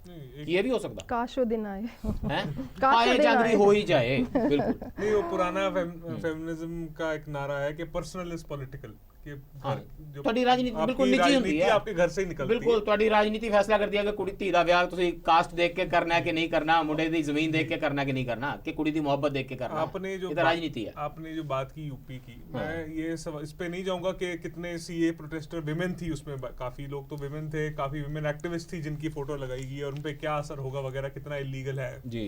मैं ये पूछूंगा कि अगर आदित्यनाथ जी की जगह भाजपा की ही कोई महिला नेता को सीएम बना दिया जाता यूपी का, तो ये क्या होता? मेरा अनुमान है, आई डोंट थिंक शायद ये ना होता, शायद ऐसा ना होता, क्योंकि ये जो सारे outwardly so called muscular displays हैं, हाँ, जो गलतियां की जा रही, मुझे मर्दानगी हो रही है ना, हाँ, ये मुझे लगता है मर्दाशाही। जी। ਮੈਂ ਗਲਤ ਵੀ ਹੋ ਸਕਦਾ ਹਾਂ, ਇੱਕ but- ਸਵਾਲੀਆ ਨਿਸ਼ਾਨ ਲੱਗਦਾ ਜੇ ਤੁਸੀਂ ਦੇਖੋ ਇੰਡੀਆ ਦਾ ਉਹ ਦੌਰ ਜਦੋਂ ਐਮਰਜੈਂਸੀ ਲੱਗੀ ਸੀ ਇਸ ਦੇਸ਼ 'ਚ ਹੈ ਨਾ ਔਰਤ ਸੀ ਪ੍ਰਧਾਨ ਮੰਤਰੀ ਔਰਤ ਸਾਡੀ, ਸੀ ਔਰਤ ਸੋ ਮੈਨੂੰ ਸੀ ਲੱਗਦਾ ਪ੍ਰਧਾਨ ਕਿ ਮੰਤਰੀ। ਅਸੀਂ ਇੱਥੇ ਗੱਲ ਜਿਹੜੀ ਹੈ ਨਾ ਉਹ ਇਹ ਕਹਿ ਰਹੇ ਹਾਂ ਕਿ ਔਰਤ ਗੋਦਰਾ ਜ਼ਿਆਦਾਤਰ ਜਸਟਿਸ ਦੇ ਪਾਸੇ ਖੜੀ ਹੁੰਦੀ ਦਸੀ ਸੇ ਨਾਲ ਖੜੀ ਹੁੰਦੀ ਆ, ਜੀ। ਪਰ ਅਸੀਂ ਉਹਨਾਂ ਮਰਦਾਂ ਨੂੰ ਵੀ ਸਲੂਟ ਕਰਦੇ ਹਾਂ ਜਿਹੜੇ ਕੀ ਜਸਟਿਸ ਦੇ ਨਾਲ ਖੜੇ ਹੁੰਦੇ ਨੇ ਹਾਂ ਬਿਲਕੁਲ ਸੋ ਗੱਲ ਇਹ ਨਹੀਂ, ਗੋਦਰਾ ਰਾਈਟਸ ਤੋਂ ਬਾਅਦ ਨਹੀਂ ਅਸੀਂ ਉਹ ਹੈ। ਸੀਨ ਦੇਖਿਆ ਜਿੱਥੇ ਔਰਤਾਂ ਨੇ ਪ੍ਰੋਟੈਸਟ ਕੀਤਾ ਕਿ ਤੁਸੀਂ ਮੁਸਲਮਾਨ ਮੁਹੱਲਿਆਂ ਵਿੱਚ ਅੱਗ ਬੁਝਾਉਣ ਲਈ ਅਸੀਂ ਫਾਇਰ ਬ੍ਰਿਗੇਡ ਇੱਥੋਂ ਨਹੀਂ ਲੰਘਣ ਦੇਣੀ, ਤੇ ਉਹਨਾਂ ਨੇ ਰਸਤੇ ਬਲੌਕ ਕਰ ਦਿੱਤੇ ਉੱਥੇ ਔਰਤਾਂ। ਪਰ ਇਹ ਨਪ੍ਰੀਤ ਇਹ ਵੀ ਇੱਕ ਸਵਾਲ ਰਹਿੰਦਾ ਨਾ ਕਿ ਇਹ ਔਰਤਾਂ ਵਰਤੀਆਂ ਜਾਂਦੀਆਂ ਨੇ, ਪੈਟਰੀਆਰਕੀ ਦਾ ਇੱਕ ਟੂਲ ਬਣਾ ਲਈਆਂ ਜਾਂਦੀਆਂ ਨੇ। ਆਫਟਰ ਆਲ ਮੇਰੀਆਂ ਚਾਚੀਆਂ, ਮਾਸੀਆਂ, ਤਾਈਆਂ ਜੇ ਆਪਣੀ ਬਾਹੂ ਨੂੰ ਕਹਿੰਦੀਆਂ ਵੀ ਇਹਨੂੰ ਜ਼ਰਾ ਠੀਕ ਕਰਕੇ ਰੱਖਣਾ ਹੈ, ਦੁਰਸਤ ਕਰਕੇ ਰੱਖਣਾ ਹੈ, ਇੱਕ ਤਾਂ ਉਹਨਾਂ ਜੋ ਕੁਝ ਤਾਂ ਡਿਬੇਟ ਦੇਖਦੀ ਨੇ ਕਿਤੇ ਐਵੇਂ ਨਾ ਘਰ ਜਾ ਕੇ ਮੁਸ਼ਕਲ ਹੋ ਜਾਏ, ਤਾਂ ਉਹ ਉਸ ਵੇਲੇ ਇੱਕ ਪੈਟਰੀਆਰਕੀ ਦਾ ਟੂਲ ਬਣ ਰਹੀਆਂ ਹੁੰਦੀਆਂ ਨੇ। ਤੇ ਇਹ ਜਿਹੜੀ ਅਵੇਅਰਨੈਸ ਹੈ ਇਹ ਵੀ ਤਾਂ ਕਿਸੇ ਡਿਬੇਟ ਦੇ ਵਿੱਚ ਓਵਰ ਨਹੀਂ ਹੈ ਕਿ ਅਸੀਂ ਉਹ ਡਿਬੇਟ ਦੇਖ ਰਹੇ ਹਾਂ, ਕਿ ਅਸੀਂ ਉਹ ਅਵੇਅਰਨੈਸ ਦੇਖ ਰਹੇ ਹਾਂ। Are we seeing the emergence of a new woman, ਅਸੀਂ ਇੱਕ ਨਵੀਂ ਔਰਤ ਦੇਖ ਰਹੇ ਹਾਂ। ਬਿਲਕੁਲ ਅਸੀਂ ਦੇਖ ਰਹੇ ਹਾਂ, ਅਸੀਂ ਇੱਕ ਨਵੀਂ ਔਰਤ ਦੇਖ ਰਹੇ ਹਾਂ। ਇਹ ਖਤਰਾ ਹੈ, ਇਹ ਇਹ ਖਤਰਾ ਹੈ, ਬਿਲਕੁਲ ਇਹ ਰਾਜਨੀਤਿਕ ਪਾਰਟੀਆਂ ਨੂੰ ਖਤਰਾ ਹੈ, ਕਿਉਂਕਿ ਸਾਰੀ ਉਮਰ ਕੁੜੀਆਂ ਨੂੰ ਸਿਖਾਈਦਾ ਵੀ ਬੋਲੀ ਦਾ ਨਹੀਂ ਬੱਚੇ, ਬਹੁਤ ਅੱਗੋਂ ਕੁੜੀਆਂ ਉੱਚੀ ਨਹੀਂ ਬੋਲਦੀਆਂ, ਉਹ ਕਹਿੰਦੀਆਂ ਅਸੀਂ ਸ਼ਹੀਨ ਬਾਗ ਜਾ ਰਹੀਆਂ, ਬਿਲਕੁਲ ਮਲੇਰਕੋਟਲੇ ਜਾ ਰਹੀਆਂ ਤੇ ਨਾਰੇ ਮਾਰਾਂਗੀਆਂ। ਜੇ ਹੁਣ ਘਰ ਦੇ ਵਿੱਚ ਔਰਤ ਕਹੇਗੀ ਕਿ ਮੈਂ ਇਸ ਸਕੂਲ ਜਾਣਾ, ਮੈਂ ਇਹ ਕਾਲਜ 'ਚ ਜਾਣਾ, ਮੈਂ ਇਸ ਮੁੰਡੇ ਨੂੰ ਪਿਆਰ ਕਰਦੀ ਹਾਂ, ਮੈਂ ਧਰਮ ਨੂੰ ਫੋਲੋ ਕਰਨਾ, ਮੈਂ ਨਹੀਂ ਕਰਨਾ, ਮੈਂ ਇਹ ਪਾਣਾ ਨਹੀਂ ਪਾਣਾ, ਬਿਲਕੁਲ ਸਮਾਜ ਨੂੰ ਲੱਗ ਰਿਹਾ ਕਿ ਜਾਂ ਵਿਆਹ ਮੁੰਡੇ ਨਾਲ ਕਰਾਣਾ ਕਿ ਕੁੜੀ ਨਾਲ ਕਰਾਣਾ, ਔਰਤਾਂ ਨੂੰ ਆਵਾਜ਼ ਨਹੀਂ ਮਿਲ ਰਹੀ, ਔਰਤਾਂ ਨੂੰ ਤਾਂ ਗੁੰਮਰਾਹ ਕੀਤਾ ਜਾ ਰਿਹਾ ਹੈ। ਹਾਂ ਹਾਂ, ਇਹ ਇਸ ਤਰ੍ਹਾਂ ਦੇਖਿਆ ਜਾ ਰਿਹਾ ਹੈ ਬਿਲਕੁਲ, ਕਿ ਇਹਨਾਂ ਨੂੰ ਤਾਂ ਹਜੇ ਇਹਨਾਂ ਦਾ ਮਤ ਬਣਦਾ, ਉਸ ਤੋਂ ਪਹਿਲਾਂ ਹੀ ਇਹਨਾਂ ਦੀ ਬੁੱਧੀ ਜਿਹੜੀ ਹੈ ਉਹ ਭ੍ਰਸ਼ਟ ਕੀਤੀ ਜਾ ਰਹੀ ਹੈ। ਇਹ ਉਸ ਵੱਲੋਂ ਵੀ ਦੇਖਿਆ ਜਾ ਰਿਹਾ ਹੈ। ਤੇ ਤੁਸੀਂ ਦੇਖੋਗੇ ਕਿ ਜਦ ਵੀ ਕੋਈ ਵੀ ਇਦਾਂ ਦਾ ਪ੍ਰੋਟੈਸਟ ਕਿਤੇ ਵੀ ਹੁੰਦਾ ਹੈ, ਅਸੀਂ ਉੱਤੇ ਮੈਂ ਸੋਸ਼ਲ ਮੀਡੀਆ ਤੇ ਵੀ ਬਹੁਤ ਦੇਖਦੀ ਹਾਂ, ਜਦ ਵੀ ਕੋਈ ਔਰਤ ਆਪਣੀ ਆਵਾਜ਼ ਉਠਾਉਂਦੀ ਹੈ, ਤੁਸੀਂ ਮੈਰਿਟ ਤੇ ਟਾਰਗੇਟ ਕਰਨ ਦੀ ਬਜਾਏ ਕੈਰੈਕਟਰ ਤੇ ਕਰਦੇ ਹੋ। ਉਹ ਤਾਂ ਹੈ ਹੀ, ਉਹ ਤਾਂ ਦੀਪਿਕਾ ਪਾਦੂਕੋਨ ਜਾ ਕੇ ਚੁੱਪਚਾਪ ਖੜੀ ਹੋਵੇ ਸੀ ਜੇਐਨਯੂ ਦੇ ਵਿੱਚ, ਫਿਰ ਦੇਖੋ ਕੀ ਬਕਵਾਸ ਹੁੰਦੀ ਹੈ। ਬਿਲਕੁਲ, ਦੀਪਿਕਾ ਪਾਦੂਕੋਨ ਦਾ ਹਸਬੈਂਡ ਕਹੇ ਕਿ ਮੈਂ ਏ ਪੋਲਿਟੀਕਲ ਹਾਂ, ਤੇ ਉਹਨੂੰ ਤੁਸੀਂ ਜਸਟੀਫਾਈ ਕਰਦੇ ਹੋ, ਉਹ ਠੀਕ ਹੈ। ਹਾਲਾਂਕਿ ਹਾਵਰਡ ਜ਼ਿਨ ਨੇ ਪੋਲਿਟੀਕਲ ਐਨਾਲਿਸਟ ਹੈਗੇ ਆ, ਉਹਨਾਂ ਨੇ ਕਿਹਾ ਕਿ no one can be neutral on a moving train. ਹਾਂ, ਅੱਜ ਦੇ ਦੌਰ ਤੇ ਜਿਹੜੀਆਂ ਹਰ ਕੋਈ ਵੀ ਨੀਤੀ ਸਰਕਾਰ ਦੁਆਰਾ ਲਿਆਈ ਜਾਂਦੀ ਹੈ, ਉਹ ਤੁਹਾਨੂੰ ਡਾਇਰੈਕਟਲੀ ਜਾਂ ਇਨਡਾਇਰੈਕਟਲੀ ਔਰਤ ਨੂੰ ਵੀ ਇਫੈਕਟ ਕਰਦੀ ਹੈ। ਪਰ ਅਸੀਂ ਸਦੀਆਂ ਤੋਂ ਔਰਤ ਨੂੰ ਉਸ ਡਿਸੀਜਨ ਮੇਕਿੰਗ ਤੋਂ ਦੂਰ ਰੱਖਿਆ ਹੈ। ਅਸੀਂ ਉਹਨੂੰ ਇਹੀ ਦੱਸਿਆ ਕਿ ਤੇਰਾ ਇਹਦੇ 'ਚ ਕੋਈ ਰੋਲ ਹੀ ਨਹੀਂ ਹੈ, you have to be a political. ਜੇ ਅਸੀਂ ਪੋਲੀਟੀਕਲ ਹੁੰਦੇ ਤੇ ਇਹ 2 ਚੈਨਲ ਸਰਕਾਰ ਨੇ ਬੈਨ ਕੀਤੇ ਨੇ। ਵੈਸੇ ਜਦ ਨੂੰ ਆਪਾਂ ਡਿਬੇਟ ਕਰ ਰਹੇ ਹਾਂ, ਫਟਾਫਟ ਇੱਕ ਚੈਨਲ ਨੇ ਕਿਉਂਕਿ ਸਰਕਾਰ ਦਾ ਵਿਰੋਧ ਨਹੀਂ ਕੀਤਾ, ਉਹਨੇ ਕਿਹਾ ਕੋਈ ਗੱਲ ਨਹੀਂ ਜੀ, ਜੇ ਬੈਨ ਕਰ ਦਿੱਤਾ ਸੀ ਅਜੇ ਚੁੱਪ ਰਾਂਗੇ। ਸਰਕਾਰ ਨੇ ਕਿਹਾ ਫਿਰ ਚਲਾ ਲਵੋ, ਇੱਕ ਤੇ ਦੁਬਾਰਾ ਚੱਲ ਪਿਆ ਏਸ਼ੀਆ ਨੈਟ ਜਿਹੜਾ। ਦੂਸਰਾ ਚੈਨਲ ਸਰਕਾਰ ਨੇ ਬਲੌਕ ਕਰ ਦਿੱਤਾ ਹੈ ਕਿ ਇਹ ਨਾ ਸੀਏ ਦੇ ਖਿਲਾਫ ਬੜਾ ਪ੍ਰਚਾਰ ਕਰ ਰਹੇ ਸੀਗੇ ਤੇ ਠੀਕ ਤਰੀਕੇ ਨਾਲ ਕਵਰੇਜ ਨਹੀਂ ਸੀ ਕਰ ਰਹੇ।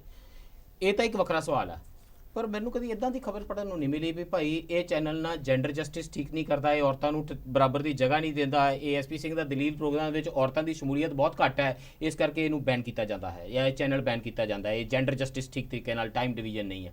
ਜੇ ਇਹ ਰਾਜਨੀਤੀ ਹੋਵੇਗੀ ਤਾਂ ਫਿਰ ਪ੍ਰੋਟੈਸਟ ਇਹਦੇ ਤੇ ਹੋਣਗੇ, ਫਿਰ ਚੈਨਲਾਂ ਨੂੰ, ਮੀਡੀਆ ਨੂੰ, ਪੱਤਰਕਾਰਾਂ ਨੂੰ, ਪਬਲਿਕ ਸਪੇਸਿਸ ਦੇ ਵਿੱਚ ਇੰਟੈਲੈਕਚੁਅਲਸ ਨੂੰ ਇਹ ਸਵਾਲ ਪੁੱਛੇ ਜਾਣਗੇ। एसपी सिंह जी, जो पावर में होगा वही डिसाइड करेगा।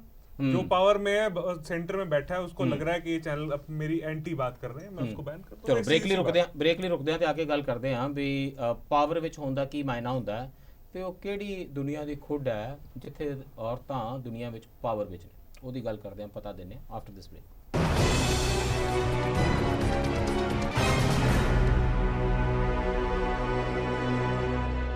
ਬ੍ਰੇਕ ਤੋਂ ਬਾਅਦ ਫਿਰ ਸਵਾਗਤ ਹੈ ਜੀ। ਚਰਚਾ ਕਰ ਰਹੇ ਹਾਂ ਸਮਾਜ ਵਿੱਚ ਔਰਤਾਂ ਦੀ ਜਗ੍ਹਾ, ਔਰਤਾਂ ਦੀ ਹੋ ਰਹੀ ਜੰਗ, ਉਸ ਜਗ੍ਹਾ ਦੀ ਪ੍ਰਾਪਤੀ ਲਈ, ਤੇ ਅਸੀਂ ਕਿੰਨਾ ਕੁ ਹਜ਼ਮ ਕਰ ਪਾ ਰਹੇ ਹਾਂ ਦਰਅਸਲ ਇਸ ਤਰ੍ਹਾਂ ਦਾ ਔਰਤਾਂ ਦਾ ਉਭਾਰ। ਸਾਡੇ ਨਾਲ ਚਰਚਾ ਵਿੱਚ ਨਵਪ੍ਰੀਤ ਨੇ, ਅਰਜੁਨ ਸ਼ਰੌਨ ਨੇ, ਅਦਿਤੀ ਜੀ ਨੇ। ਅਦਿਤੀ ਜੀ, ਫਿਨਲੈਂਡ ਇਹੋ ਜਿਹਾ ਨਾਰਡਿਕ ਕੰਟਰੀ ਹੈ, ਇੱਕ ਤਾਂ ਉੱਥੇ ਪ੍ਰਾਈਮ ਮਿਨਿਸਟਰ ਵੂਮੈਨ ਆ, ਕਈ ਦੇਸ਼ਾਂ 'ਚ ਪ੍ਰਾਈਮ ਮਿਨਿਸਟਰ ਵੂਮੈਨ ਹੁੰਦੀਆਂ, ਕੋਈ ਵੱਡੀ ਗੱਲ ਨਹੀਂ ਗੀ। ਇੱਕੋ 34 ਸਾਲਾਂ ਦੀ ਹੈ ਤੇ ਦੁਨੀਆ ਦੀ ਸਭ ਤੋਂ ਛੋਟੀ ਉਮਰ ਦੀ ਪ੍ਰਾਈਮ ਮਿਨਿਸਟਰ ਹੈ, ਇਹ ਤੇ ਆਪਣੇ ਆਪ ਵਿੱਚ ਗੱਲ ਹੈ। ਪਰ ਉਹ ਕੋਲੀਸ਼ਨ ਹੈ ਉਹਨਾਂ ਦੀ, ਕੋਲੀਸ਼ਨ ਸਰਕਾਰ ਉਹਨਾਂ ਨੇ ਰਲ ਕੇ ਬਣਾਈ ਹੈ 4 ਪਾਰਟੀਆਂ ਨਾਲ। 4 ਪਾਰਟੀਆਂ ਦੀਆਂ ਪ੍ਰਧਾਨ ਵਿਮਨ ਨੇ, ਕੈਬਨਿਟ ਉਹਨਾਂ ਦੀ ਵਿੱਚ ਵਿਮਨ ਦੀ ਗਿਣਤੀ ਜ਼ਿਆਦਾ ਹੈ, ਤੇ ਜਿਹੜੀ ਪ੍ਰਧਾਨ ਮੰਤਰੀ ਹੈ ਉਹ ਆਪਣੇ ਨਾਲ ਦਫ਼ਤਰ ਰੋਜ਼ ਇੱਕ ਟੋਡਲਰ ਜਾਂ ਛੋਟਾ ਜਿਹਾ ਬੇਬੀ ਹੈ ਉਹਨੂੰ ਵੀ ਨਾਲ ਲੈ ਕੇ ਆ ਜਾਂਦੇ ਹੈ। 1906 ਵਿੱਚ ਫਿਨਲੈਂਡ ਪਹਿਲਾ ਕੰਟਰੀ ਸੀ ਜਿਹਨੇ ਔਰਤਾਂ ਨੂੰ ਵੋਟ ਦਾ ਅਧਿਕਾਰ ਦਿੱਤਾ। 1906 ਦੇ ਵਿੱਚ ਉਹਨੇ ਵਿਮਨ ਨੂੰ ਕਿਹਾ ਕਿ ਤੁਸੀਂ ਬਰਾਬਰ ਤੇ ਆ ਕੇ ਇਲੈਕਸ਼ਨਾਂ ਵੀ ਲੜ ਸਕਦੇ ਹੋ। ਹੁਣ ਉਹਨਾਂ ਕੋਲ ਇੱਕ ਇਹੋ ਜਿਹੀ ਜਨਰੇਸ਼ਨ ਆ ਔਰਤਾਂ ਦੀ ਜਿਹੜੀ ਫੈਮਿਨਿਜ਼ਮ ਨੂੰ ਆਈਡੀਅਲ ਮੰਨ ਕੇ ਨਹੀਂ ਵੱਡੀ ਹੋਈ ਕਿ ਇਹ ਕੋਈ ਆਦਰਸ਼ ਹੁੰਦਾ, ਉਹ ਫੈਮਿਨਿਜ਼ਮ ਦੇ ਵਿੱਚ ਵੱਡੀ ਹੋਈ ਹੈ, ਉਹਦੇ ਵਿੱਚ ਹੀ ਜਨਮੀ ਹੈ, ਵਿਕਸੀ ਹੈ, ਵੱਡੀ ਹੋਈ ਹੈ। ਸੋ ਉਹਨਾਂ ਦਾ ਐਕਸਪੀਰੀਅੰਸ ਬਹੁਤ ਡਿਫਰੈਂਟ ਹੈ। ਥੋੜਾ ਜਿਹਾ ਤਾਂ ਮੈਨੂੰ ਲੱਗਦਾ ਕਿ ਫਿਨਲੈਂਡ ਦੇ ਵਿੱਚ ਔਰਤ ਦੇ ਤੌਰ ਦੇ ਉੱਤੇ ਜਨਮ ਲੈਣਾ ਵੀ ਲੋਟਰੀ ਹੈ, ਜਿਵੇਂ ਸਾਡੇ ਸਮਾਜ ਦੇ ਵਿੱਚ ਆਦਮੀ ਦੇ ਤੌਰ ਦੇ ਉੱਤੇ ਜਨਮ ਲੈਣਾ ਲੋਟਰੀ ਹੁੰਦਾ। ਜੇ ਤੁਸੀਂ ਹਾਇਰ ਕਾਸਟ 'ਚ ਪੈਦਾ ਹੋਗੇ ਹੋਰ ਲੋਟਰੀ ਹੈ, ਕਿਸੇ ਅੰਗਰੇਜ਼ੀ ਬੋਲਦੇ ਘਰ ਵਿੱਚ ਪੈਦਾ ਹੋਗੇ ਹੋਰ ਵੱਡੀ ਲੋਟਰੀ ਹੈ, ਬਹੁਤ ਜ਼ਿਆਦਾ ਅਮੀਰ ਕੇ ਨਾਲੇ ਹੋਰ ਲੋਟਰੀਆਂ, ਇਕੱਠੀਆਂ ਹੀ ਸਾਡੀਆਂ ਲੋਟਰੀਆਂ ਨਿਕਲ ਆਉਂਦੀਆਂ। ਆਪਾਂ ਸਾਰੇ ਇੱਥੇ ਲੋਟਰੀਆਂ ਵਾਲੇ ਬੈਠੇ ਹੋਏ ਆ। ਵੈਸੇ ਤੁਹਾਨੂੰ ਲੱਗਦਾ ਹੈ ਫਿਨਲੈਂਡ ਦੇ ਵਿੱਚ ਜੇ ਕੋਈ ਸੀਏ ਵਰਗਾ ਕਾਨੂੰਨ ਕੋਈ ਲੈ ਕੇ ਵੀ ਆਉਂਦਾ, ਕੋਈ ਪ੍ਰਪੋਜ਼ ਵੀ ਕਰਦਾ, ਤਾਂ ਰਿਸਪੌਂਸ ਇਸ ਕਰਕੇ ਡਿਫਰੈਂਟ ਹੋਏਗਾ ਕਿਉਂਕਿ ਵਿਮਨ ਦਾ ਨਜ਼ਰੀਆ ਰਾਜਨੀਤੀ ਦੇ ਉੱਤੇ ਡਿਫਰੈਂਟ ਹੋਏਗਾ। ਉਹ ਇੱਕ ਫੈਮਿਲੀ ਓਰੀਐਂਟਡ ਹੋਏਗਾ। ਫਿਨਲੈਂਡ ਦੇ ਵਿੱਚ ਝਗੜਾ ਇਸ ਗੱਲ ਦਾ ਹੁੰਦਾ ਕਿ ਅਸੀਂ ਆਪਣੀ ਫੈਮਿਲੀ ਨੂੰ ਕਿੰਨਾ ਸਮਾਂ ਦਿੰਦੇ ਆ, ਅਸੀਂ ਸਮਾਜ ਵਿੱਚ ਕਿਵੇਂ ਜਿਉਂਦੇ ਆ। ਜਿਹੜੇ ਵਿਅਕਤੀ ਨੇ ਬਾਏ ਦਾ ਵੇ ਉੱਥੇ ਇਸ ਪ੍ਰਧਾਨ ਮੰਤਰੀ ਦੇ ਖਿਲਾਫ ਇਲੈਕਸ਼ਨ ਲੜੀ ਸੀ, ਉਹਨਾਂ ਨੂੰ ਉਹ ਮੰਤਰੀ ਬਣਾਉਣਾ ਚਾਹ ਰਹੀ ਸੀ ਜਿੱਤਣ ਤੋਂ ਬਾਅਦ। ਉਹਨੇ ਕਿਹਾ ਨਹੀਂ, ਮੈਂ ਫੈਸਲਾ ਕੀਤਾ ਮੈਂ ਨਾ ਆਪਣੀ ਫੈਮਿਲੀ ਨੂੰ ਟਾਈਮ ਦਿਆਂਗਾ, ਮੈਂ ਕੁਝ ਸਾਲਾਂ ਬਾਅਦ ਦੁਬਾਰਾ ਰਾਜਨੀਤੀ ਵਿੱਚ ਆ ਜਾਵਾਂਗਾ। ਅਸੀਂ ਇਹ ਜਿਹਾ ਸੋਚ ਵੀ ਨਹੀਂ ਸਕਦੇ ਕਿ ਆਦਮੀ ਕਹਿ ਰਿਹਾ ਕਿ ਮੈਂ ਫੈਮਿਲੀ ਨੂੰ ਜ਼ਿਆਦਾ ਟਾਈਮ ਦਿਆਂਗਾ, ਜਿੱਥੇ ਮੈਨ ਫੈਮਿਲੀ ਨੂੰ ਟਾਈਮ ਦੇਣ। ਨਾਪ੍ਰੀਤ ਜੀ ਨੂੰ ਮੈਂ ਇੱਕ ਵਾਰੀ ਕਿਹਾ ਸੀਗਾ ਕਿ ਮੈਂ ਇਹੋ ਜਿਹੇ ਘਰ ਕਦੀ ਨਹੀਂ ਗਿਆ ਜਿੱਥੇ ਘਰ ਜਾਵਾਂ ਤੇ ਔਰਤ ਬੈਠੀ ਅਖਬਾਰ ਪੜ੍ਹ ਰਹੀ ਹੋਵੇ ਤੇ ਆਦਮੀ ਜਿਹੜਾ ਪੋਚਾ ਲਾ ਰਿਹਾ ਹੋਵੇ। ਇਹ ਕਹਿੰਦੇ ਕਦੀ ਸਾਡੇ ਘਰ ਆ ਜਾਣਾ, ਤੇ ਮੈਂ ਇਹਨਾਂ ਨੂੰ ਰਿਕੁਐਸਟ ਕੀਤੀ ਸੀ ਵੀ ਤੁਸੀਂ ਮੇਰੇ ਘਰ ਨਾ ਇਦਾਂ ਹੀ ਅਚਾਨਕ ਆ ਜਾਣਾ। ਐਦਾਂ ਦਾ ਘਰ ਸਾਨੂੰ ਨਾਰਮਲ ਹੀ ਨਹੀਂ ਲੱਗੇਗਾ। ਹਾਂ, ਇਦਾਂ ਦਾ ਘਰ ਨਾਰਮਲ ਨਹੀਂ ਲੱਗਦਾ, ਸਾਨੂੰ ਨਾਰਮਲ ਨਹੀਂ ਲੱਗਦਾ। ਅਸੀਂ ਕਹਿੰਦੇ ਆ ਕਿ ਵਿਗਾੜੀ ਹੋਈ ਹੈ। ਤਾਂ ਵਾਟ ਸ਼ੁੱਡ ਹੈਪਨ ਨਾ। ਹੁਣ ਉਸੇ ਸਪੀਡ, ਜੇ ਸਪੀਡ ਨਾਲ ਚੀਜ਼ਾਂ ਖਰਾਬ ਹੋਈਆਂ ਨੇ ਉਸੇ ਸਪੀਡ ਨਾਲ ਤਾਂ ਠੀਕ ਨਹੀਂ ਹੋਣਗੀਆਂ, ਤਾਂ ਫਿਰ ਸਦੀਆਂ ਲੱਗ ਜਾਣਗੀਆਂ। What is the revolutionary thing ਜਿਹੜੀਆਂ ਕੱਲ ਤੋਂ ਔਰਤਾਂ ਕਰਨੀਆਂ ਸ਼ੁਰੂ ਕਰ ਦੇਣ? ਦੇਖੋ ਜੀ, ਯੈਸਟਰਡੇ ਤੋਂ ਮਤਲਬ ਕੱਲ, ਮਤਲਬ ਸਾਡੇ ਸਮਾਜ ਦੇ ਤਾਨੇ ਬਾਨੇ ਦੇ ਵਿੱਚ ਇੰਨੀ ਕੁ ਜੰਗ ਲੱਗ ਚੁੱਕੀ ਹੈ। ਇੰਨੇ ਸਦੀਆਂ ਤੋਂ ਅਸੀਂ ਇੱਕ ਪੁਰਸ਼ ਪ੍ਰਧਾਨ ਸਮਾਜ 'ਚ ਰਹਿੰਦੇ ਆ ਰਹੇ ਹਾਂ ਕਿ ਇੱਕ ਦਿਨ 'ਚ ਰੈਵੋਲੂਸ਼ਨ ਨਹੀਂ ਹੋ ਸਕਦੀ। ਜੇ ਅਸੀਂ ਕਹਿ ਵੀ ਦਈਏ ਇੱਥੇ ਸਟੂਡੀਓ ਦੇ ਵਿੱਚ ਬੈਠ ਕੇ, ਤੇ ਉਹ ਬਹੁਤ ਜ਼ਿਆਦਾ ਇੱਕ ਆਪਟਿਮਿਸਟਿਕ ਸੋਚ ਹੋਏਗੀ, ਚਿੱਲੀ ਤੋਂ ਕੋਈ ਦਿੰਦਾ ਹੋਏਗੀ। ਚਿੱਲੀ ਹੋਪ ਦਿੰਦਾ ਕੋਈ, ਚਿੱਲੀ ਵਰਗੇ ਕੰਟਰੀ ਦੇ ਵਿੱਚ ਜਿੱਥੇ ਵਿਮਨ ਹਜ਼ਾਰਾਂ ਦੀ ਗਿਣਤੀ ਵਿੱਚ ਆ ਰਹੀਆਂ ਨੇ। ਪੰਜਾਬੀ ਟ੍ਰਿਬਿਊਨ ਦੇ ਐਡੀਟਰ ਨੇ ਡਾਕਟਰ ਸਵਰਾਜਵੀਰ, ਇਹਨਾਂ ਨੇ ਪਿੱਛੇ ਜੇ ਇੱਕ ਆਰਟੀਕਲ ਲਿਖਿਆ ਕਿ ਚਿੱਲੀ ਦੀਆਂ ਔਰਤਾਂ ਵੱਲ ਦੇਖੋ, ਉਹ ਇਹ ਗਾਣੇ ਗਾਉਂਦੀਆਂ ਸੜਕ ਤੇ ਨਿਕਲ ਤੁਰੀਆਂ ਨੇ ਕਿ ਰੇਪਿਸਟ ਇਜ਼ ਯੂ, ਤੇ ਪੰਜਾਬ ਦੀਆਂ ਹੀਰਾਂ ਆਪਣੇ ਕਿੱਸਿਆਂ ਵਿੱਚੋਂ ਬਾਹਰ ਨਿਕਲਣ। ਤੁਸੀਂ ਆਪਣੇ ਗਾਣੇ ਲਿਖਣੇ ਸ਼ੁਰੂ ਕਰ ਦਿਓ ਤੇ ਗਲੀਆਂ ਬਾਜ਼ਾਰਾਂ ਵਿੱਚ ਆ ਜਾਓ ਤੇ ਆਪਣੇ ਗਾਣੇ ਗਾਣਾ ਸ਼ੁਰੂ ਕਰ ਦਿਓ ਤੇ ਬਗਾਵਤੀ ਜਲੂਸ ਸਾਰੀਆਂ ਗਲੀਆਂ ਬਾਜ਼ਾਰਾਂ 'ਚ ਦਿਖਾਈ ਦੇਣੇ ਚਾਹੀਦੇ ਨੇ ਪੰਜਾਬ ਦੇ। You think are we ready for something like this? ਬਿਲਕੁਲ। ਸਮਾਂ ਤਾਂ ਕਦੇ ਏਦਾਂ ਸਹੀ ਆਏਗਾ ਨਹੀਂ, ਸਮਾਂ ਤਾਂ ਸਹੀ ਲਿਆਣਾ ਪਏਗਾ ਸਾਨੂੰ। ਹੱਕ ਤੁਹਾਨੂੰ ਆ ਕੇ ਕੋਈ ਥਾਲੀ ਦੇ ਵਿੱਚ ਨਹੀਂ ਦੇਗਾ। ਜੇ ਅਸੀਂ ਸੋਚੀਏ ਕਿ ਕੋਈ ਏਦਾਂ ਦੀ ਇੱਕ ਦਿਨ ਰਾਜਨੀਤਿਕ ਪਾਰਟੀ ਆ ਜਾਏਗੀ, ਉਹ ਕਹੇਗੀ ਹਾਂਜੀ ਸਾਰੀਆਂ ਔਰਤਾਂ ਆ ਜਾਓ, ਅਸੀਂ ਟਿਕਟ ਵੀ ਸਾਰੀਆਂ ਔਰਤਾਂ ਨੂੰ ਦਵਾਂਗੇ, ਸਾਰਾ ਕੁਝ ਜਿਹੜਾ ਹੈਗਾ ਇੱਕ ਫੇਅਰ ਸੁਸਾਇਟੀ ਹੋਏਗੀ, ਇਹ ਏਦਾਂ ਦੀ ਉਮੀਦ ਕਰਨਾ ਗਲਤ ਹੈ। ਅਰਵਿੰਦ ਕੇਜਰੀਵਾਲ ਦੀ ਕੈਬਨਿਟ ਵਿੱਚ ਕਿੰਨੀਆਂ ਔਰਤਾਂ? ਬਿਲਕੁਲ, ਜਿਹੜੀਆਂ ਸਾਨੂੰ ਉਮੀਦ ਸੀਗੀਆਂ ਕਿ ਸ਼ਾਇਦ 8 ਐਮਐਲਏ ਜਿੱਤ ਕੇ ਆਈਆਂ ਨੇ, 8 ਦੀਆਂ 8 ਹੀ ਆਮ ਆਦਮੀ ਪਾਰਟੀ ਤੋਂ ਨੇ, ਤੇ ਐਂਡ ਦੈਟ ਇਨਕਲੂਡਸ ਆਤਿਸ਼ੀ ਮਾਲਿਨਾ। ਬਿਲਕੁਲ। ਤੇ ਕੋਈ ਉਹਨਾਂ ਨੂੰ ਕੈਬਨਿਟ ਵਿੱਚ ਜਗ੍ਹਾ ਨਹੀਂ ਮਿਲੀ ਹੈ। ਸਿੰਘ ਸਾਹਿਬ, ਸਾਨੂੰ ਇੱਥੇ ਇਹ ਵੀ ਸੋਚਣਾ ਹੈ ਕਿ ਸਾਡੇ ਲਈ ਰੈਵੋਲੂਸ਼ਨ ਕੀ ਹੈ, ਔਰਤਾਂ ਲਈ ਅਸੀਂ ਕਿਸ ਚੀਜ਼ ਨੂੰ ਰੈਵੋਲੂਸ਼ਨ ਲਈ ਦੇਖਦੇ ਹਾਂ, ਉਹ ਵੀ ਸਾਨੂੰ ਸਮਝਣਾ ਬਹੁਤ ਜ਼ਰੂਰੀ ਹੈ। ਛੋਟੀ ਛੋਟੀ ਚੀਜ਼ਾਂ ਤੋਂ ਸਾਨੂੰ ਸਟਾਰਟ ਕਰਨਾ ਪਏਗਾ। ਸਾਡੇ ਘਰ ਦੇ ਵਿੱਚ ਕਿਸ ਤਰ੍ਹਾਂ ਦੀ ਡਿਸਕਸ਼ਨ ਹੁੰਦੀ ਹੈ, ਸਾਡਾ ਮਤ ਕੀ ਹੈ ਘਰ ਦੇ ਡਿਸੀਜਨਸ ਦੇ ਵਿੱਚ, ਅਸੀਂ ਕੰਮ ਕਿੱਥੇ ਕਰਨ ਜਾ ਰਹੇ ਹਾਂ, ਉੱਥੇ ਅਸੀਂ ਕਹਿੰਦੇ ਹਾਂ ਕਿ ਹਾਂਜੀ ਸਾਨੂੰ ਆਪਣੇ ਬੱਚੇ ਨੂੰ ਦੁੱਧ ਪਿਲਾਉਣ ਲਈ ਇੱਕ ਅਲੱਗ ਕਮਰਾ ਚਾਹੀਦਾ, ਮੈਂ ਤਾਂ ਇੱਥੇ ਨੌਕਰੀ ਲਵਾਂਗੀ। ਮੈਨੂੰ ਇਹਦੇ ਨਾਲ ਨਹੀਂ ਫਰਕ ਪੈਂਦਾ ਕਿ ਕਿੰਨੀ ਸੈਲਰੀ ਹਾਈ ਹੈ, ਮੈਨੂੰ ਇਹ ਫਰਕ ਪੈਂਦਾ ਕਿ ਤੁਹਾਡੀ ਮੈਨੇਜਮੈਂਟ ਦੇ ਵਿੱਚ ਔਰਤਾਂ ਕਿੰਨੀਆਂ ਨੇ। ਤੁਸੀਂ ਔਰਤਾਂ ਹੋਣਗੀਆਂ ਤੇ ਬਕਾਇਦਾ ਉੱਥੇ ਹੋਏਗਾ। ਜਸਿੰਡਾ ਆਰਡਨ ਨਿਊਜ਼ੀਲੈਂਡ ਦੀ ਪ੍ਰਾਈਮ ਮਿਨਿਸਟਰ ਨੇ ਤੇ ਯੂਨਾਈਟਿਡ ਨੇਸ਼ਨ ਸਿਕਿਉਰਿਟੀ ਕਾਉਂਸਲ ਦਾ ਇਜਲਾਸ ਅਟੈਂਡ ਕਰਨ ਗਈ ਤੇ ਆਪਣੇ 14 ਦਿਨਾਂ ਦੇ ਬੱਚੇ ਨੂੰ ਨਾਲ ਲੈ ਗਈ। ਉੱਥੇ ਟੋਡਲਰ ਵੀ ਬੈਠਾ ਸੀ ਯੂਨਾਈਟਿਡ ਨੇਸ਼ਨ, ਮੈਨੂੰ ਲੱਗਦਾ ਸਿਕਿਉਰਿਟੀ ਕਾਉਂਸਲ ਦੇ ਰੈਜ਼ੋਲੂਸ਼ਨ ਦੇ ਵਿੱਚ। ਔਰ ਅਸੀਂ ਤਾਂ UNSC ਦਾ ਜਿਹੜਾ ਰੈਜ਼ੋਲੂਸ਼ਨ ਹੈ 3025 ਵਿਮਨ ਦੇ ਉੱਤੇ, ਪੀਸ ਦੇ ਉੱਤੇ, ਉਹਦੇ ਬਾਰੇ ਕਦੀ ਬਹਿਸ ਹੀ ਨਹੀਂ। ਦਰਅਸਲ ਮੈਨੂੰ ਇਦਾਂ ਲੱਗਦਾ ਐਸਪੀ ਜੀ, ਇੱਥੇ ਲੜਾਈ ਮਰਦ ਦੇ ਖਿਲਾਫ ਨਹੀਂ ਹੈ। ਇੱਥੇ ਜਿਹੜੀ ਲੜਾਈ ਹੈ, ਲੜਾਈ ਸ਼ਾਇਦ ਸ਼ਬਦ ਮੈਨੂੰ ਇਸਤੇਮਾਲ ਕਰਦੇ ਵੀ ਚੰਗਾ ਨਹੀਂ ਲੱਗ ਰਿਹਾ। ਨਹੀਂ, ਮੈਂ ਜੰਗ ਹੈ ਜੀ, ਬਾਇਰ ਵੀ ਰਨਿੰਗ, ਇਹ ਤਾਂ ਜੰਗ ਹੈ। ਨਹੀਂ ਹੈ ਜੰਗ। ਮੈਂ ਇੱਥੇ ਤੁਹਾਡੇ ਤੋਂ ਬਿਲਕੁਲ ਅਲੱਗ ਸੋਚਦੀ ਹਾਂ। ਮੈਨੂੰ ਇਦਾਂ ਲੱਗਦਾ ਜਿਹੜਾ ਅਗਰ ਤੁਸੀਂ ਦੇਖੋ ਤਾਂ ਕੇਅਰ ਦਾ ਆਈਡੀਆ ਹੈ, ਕੇਅਰ ਦਾ ਆਈਡੀਅਲ ਹੈ, ਸੌਫਟਨੈਸ ਹੈ, ਪਿਆਰ ਹੈ, ਮੁਹੱਬਤ ਹੈ, ਇਹ ਜਿਹੜੀਆਂ ਗੱਲਾਂ ਨੇ ਨਾ ਇਹ ਔਰਤਾਂ ਦੇ ਹਿੱਸੇ ਆ ਗਈਆਂ ਨੇ। ਮੈਨੂੰ ਲੱਗਦਾ ਸੀਨੇ ਨਾਲ ਨਹੀਂ ਨਾ ਜਾਂਦੀਆਂ ਜੀ, ਇਹ ਮੈਚ ਨਹੀਂ ਕਰਦੀਆਂ ਨਾ। ਨਹੀਂ, ਉਹ ਸਾਨੂੰ ਇਸ ਤਰੀਕੇ ਦੇ ਸਮਾਜ ਦੀ ਸਿਰਜਣਾ ਕਰਨੀ ਹੋਏਗੀ। ਉਹ ਉਸ ਘਰ ਦੇ ਵਿੱਚ ਜਿੱਥੇ ਮਰਦ ਪੋਚਾ ਲਗਾ ਰਿਹਾ ਹੈ ਤੇ ਔਰਤ ਅਖਬਾਰ ਪੜ੍ਹ ਰਹੀ ਹੈ, ਤੇ ਜਦੋਂ ਉਹਨਾਂ ਦਾ ਬੇਟਾ ਆਪਣੀ ਮਾਂ ਨੂੰ, ਐਕਚੁਅਲੀ ਮੈਂ ਆਪਣੀ ਹੀ ਗੱਲ ਦੱਸ ਰਹੀ ਹਾਂ, ਉਹਨੂੰ ਬਹੁਤ ਹੈਰਾਨੀ ਹੋਈ ਕਿ ਮੁਹੱਲੇ ਦੇ ਸਾਰੇ ਮਰਦ ਖਾਣਾ ਨਹੀਂ ਬਣਾਉਂਦੇ ਜਦੋਂ ਉਹਨੂੰ ਪਤਾ ਲੱਗਿਆ, ਕਿਉਂਕਿ ਉਹ ਅਸੇ ਤਰੀਕੇ ਨਾਲ ਵੱਡਾ ਹੋਇਆ, ਉਹਦੀ ਵੀ ਲਾਟਰੀ ਹੈ, ਨਾਰਮਲ ਜ਼ਿੰਦਗੀ ਇਸ ਤਰ੍ਹਾਂ ਹੁੰਦੀ ਹੈ। ਮੇਰੇ ਫਾਦਰ ਵੀ ਖਾਣਾ ਬਣਾਉਂਦੇ ਨੇ, ਮੇਰੀ ਮਦਰ ਵੀ ਖਾਣਾ ਬਣਾਉਂਦੇ ਨੇ, ਮੇਰੇ ਫਾਦਰ ਵੀ ਕੰਮ ਕਰਦੇ ਨੇ ਬਾਹਰ, ਮੇਰੀ ਮਦਰ ਵੀ ਕੰਮ ਕਰਦੇ ਨੇ। ਸੋ ਉਹਨੂੰ ਬਹੁਤ ਹੈਰਾਨੀ ਹੋਈ ਕਿ ਅੱਛਾ ਸਭ ਦੇ ਪਾਪਾ ਨਹੀਂ ਏਦਾਂ ਕਰਦੇ। ਸੋ ਮੈਨੂੰ ਏਦਾਂ ਲੱਗਦਾ ਕਿ ਜਿਹੜਾ ਕੇਅਰ ਦਾ ਆਈਡੀਅਲ ਹੈ, ਉਸ ਆਈਡੀਅਲ ਦੀ ਖੂਬਸੂਰਤੀ ਨੂੰ ਅਸੀਂ ਦੇਖਿਆ ਨਹੀਂ ਮਰਦਾਂ ਨੇ। ਤੁਹਾਡੀ ਦੋਨਾਂ ਦੀ ਸਾਜ਼ਿਸ਼, ਤੁਸੀਂ ਤੇ ਅਦਿਤੀ ਚੌਹਾਨ ਰਲ ਕੇ ਹਰ ਘਰ ਦੇ ਵਿੱਚ ਸ਼ਾਹੀਨ ਬਾਗ ਖੋਲਣ ਦੇ ਚੱਕਰ ਵਿੱਚ ਨਹੀਂ ਕਿ ਉੱਥੇ ਜੇ ਦੇਖੋ ਜੇ ਇਹ ਹੋ ਜਾਏਗਾ ਤੇ ਅਸੀਂ ਤਾਂ ਉਹ ਜ਼ਿੰਦਗੀ, ਦਰਅਸਲ ਅਸੀਂ ਉਹ ਨਾਰਮਲਸੀ ਦੇਖੀ ਨਹੀਂ ਹੈ ਨਾ ਆਪਣੇ ਘਰਾਂ ਦੇ ਵਿੱਚ।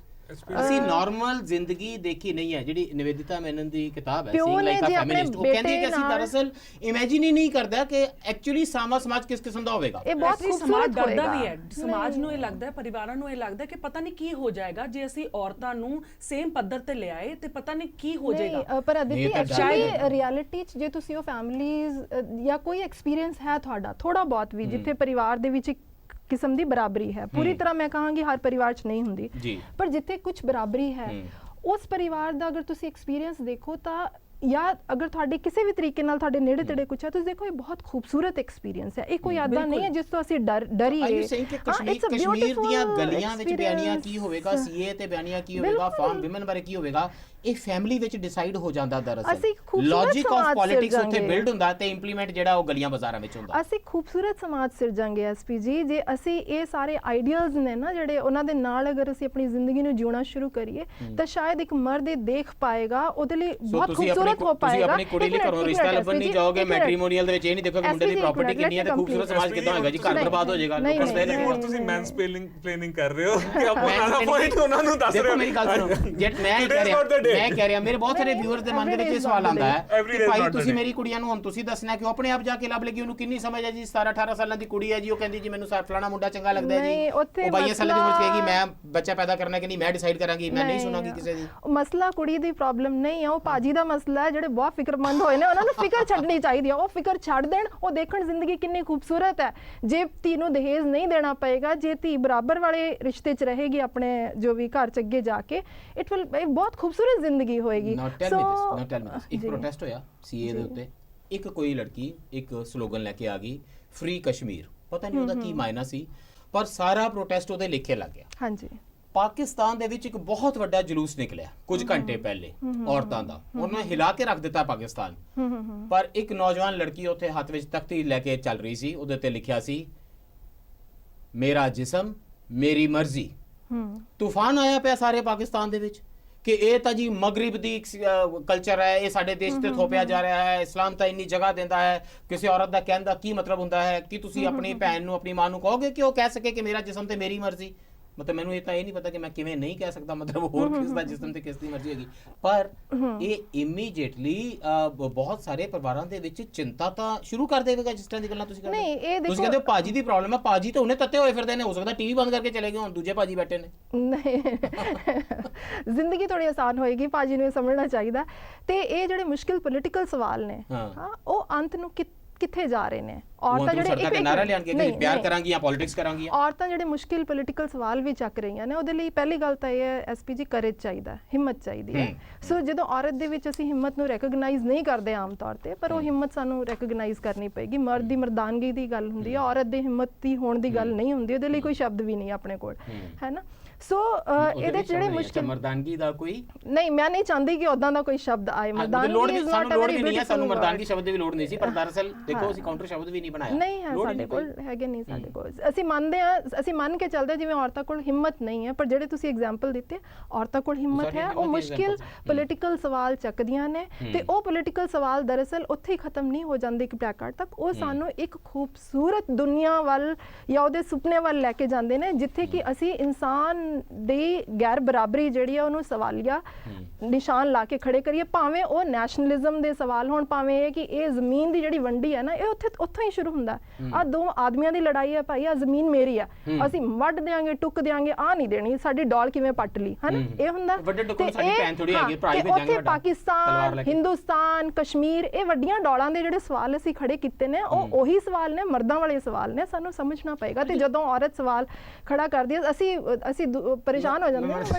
ਅੱਛਾ, ਜਿਹੜੀ ਮਾਡਰਨਿਟੀ ਦਾ ਵਿੱਚ ਇੱਕ ਕੰਪੋਨੈਂਟ ਹੈ, ਅਸੀਂ ਔਰਤਾਂ ਨੂੰ ਘਰੋਂ ਨਹੀਂ ਸੀ ਨਿਕਲਣ ਦਿੰਦੇ, ਬਾਹਰ ਦੀ ਦੁਨੀਆ ਨਹੀਂ ਸੀ ਪਤਾ ਲੱਗਦੀ। ਹੁਣ ਟੀਵੀ ਤੇ ਬਾਹਰ ਦੀ ਦੁਨੀਆ ਦਿਸਦੀ ਹੈ, ਇੰਟਰਨੈਟ ਤੇ ਦਿਸਦੀ ਹੈ, ਸੋਸ਼ਲ ਮੀਡੀਆ ਤੇ ਦਿਸਦੀ ਹੈ, ਉਹ ਪਤਾ ਵੀ ਨਹੀਂ ਲੱਗਦਾ ਕਿਹਦੇ ਨਾਲ ਚਾਹਨ ਗੱਲ ਕਰ ਰਹੀਆਂ ਨੇ। ਇਹ ਜਿਹੜੀ ਮਾਡਰਨਿਟੀ ਹੈ, ਇਜ਼ ਇਟ ਹੈਲਪਿੰਗ? ਮਤਲਬ ਇੱਕ ਤਾਂ ਇਹ ਹੈ ਵੀ ਨਫ਼ਰਤ ਫੈਲਾਉਣ ਦੇ ਵਿੱਚ ਇਹਦਾ ਬੜਾ ਵੱਡਾ ਜ਼ਬਰਦਸਤ ਰੋਲ ਹੈ। ਟੈਲੀਵਿਜ਼ਨ ਨੂੰ, ਮੀਡੀਆ ਨੂੰ ਦੰਗਿਆਂ ਲਈ, ਤੇ ਇਹ ਹਿੰਦੁਸਤਾਨ ਟਾਈਪ ਦੰਗਿਆਂ ਲਈ ਨਹੀਂ, ਲੱਖਾਂ ਲੋਕਾਂ ਨੂੰ ਕੁਝ ਦਿਨਾਂ ਵਿੱਚ ਹੀ ਕਤਲ ਕਰ ਦੇਣ ਵਾਲੇ ਦੰਗਿਆਂ ਲਈ। ਰਵਾਂਡਾ ਬਾਰੇ ਤੁਸੀਂ ਇੰਨਾ ਪੜ੍ਹਿਆ, ਉੱਥੇ ਵਰਤਿਆ ਗਿਆ ਬਕਾਇਦਾ, ਔਰ ਉੱਥੇ ਤਾਂ ਇਦਾਂ ਸੀ ਵੀ ਜੇ ਕੋਈ ਵੀ ਮੀਡੀਆ ਨਾ ਦੇਖਦਾ ਹੁੰਦਾ ਤੇ ਤੁਸੀਂ ਅਖਬਾਰਾਂ ਨਾ ਪੜ੍ਹਦੇ ਹੁੰਦੇ ਤਾਂ ਦੇਸ਼ ਵਿੱਚ ਅਮਨ ਅਮਾਨ ਰਹਿਣਾ ਸੀ। ਰਵਾਂਡਾ ਬਾਰੇ ਤਾਂ ਸਾਡੀ ਸਮਝ ਇਹ ਹੈ। ਇਹ ਜਿਹੜੀ ਸਾਡੀ ਮਾਡਰਨਿਟੀ ਹੈ, ਇਹ ਔਰਤਾਂ ਦੇ ਇਸ ਇਨਕਲਾਬ ਨੂੰ ਅੱਗੇ ਲੈ ਕੇ ਜਾਏਗੀ ਕਿ ਇਹ ਉਹਦੇ ਵਿੱਚ ਇੱਕ ਪ੍ਰੋਬਲਮ ਵੀ ਕ੍ਰੀਏਟ ਕਰ ਰਹੀ ਹੈ? ਕਿਉਂਕਿ ਨੈਰੇਟਿਵ ਦੇ ਉੱਤੇ ਜੇ ਕਬਜ਼ਾ ਮਰਦਾਂ ਦਾ ਹੈ, ਜੇ ਮੀਡੀਆ ਦੇ ਉੱਤੇ ਕਬਜ਼ਾ ਮਰਦਾਂ ਦਾ ਹੈ, ਜੇ ਲਾਰਜਰ ਪਬਲਿਕ ਵਾਇਸ ਜਿਹੜੀ ਹੈ ਸਪੇਸ ਹੈ ਉਹ ਮਰਦਾਂ ਕੋਲ ਹੈ।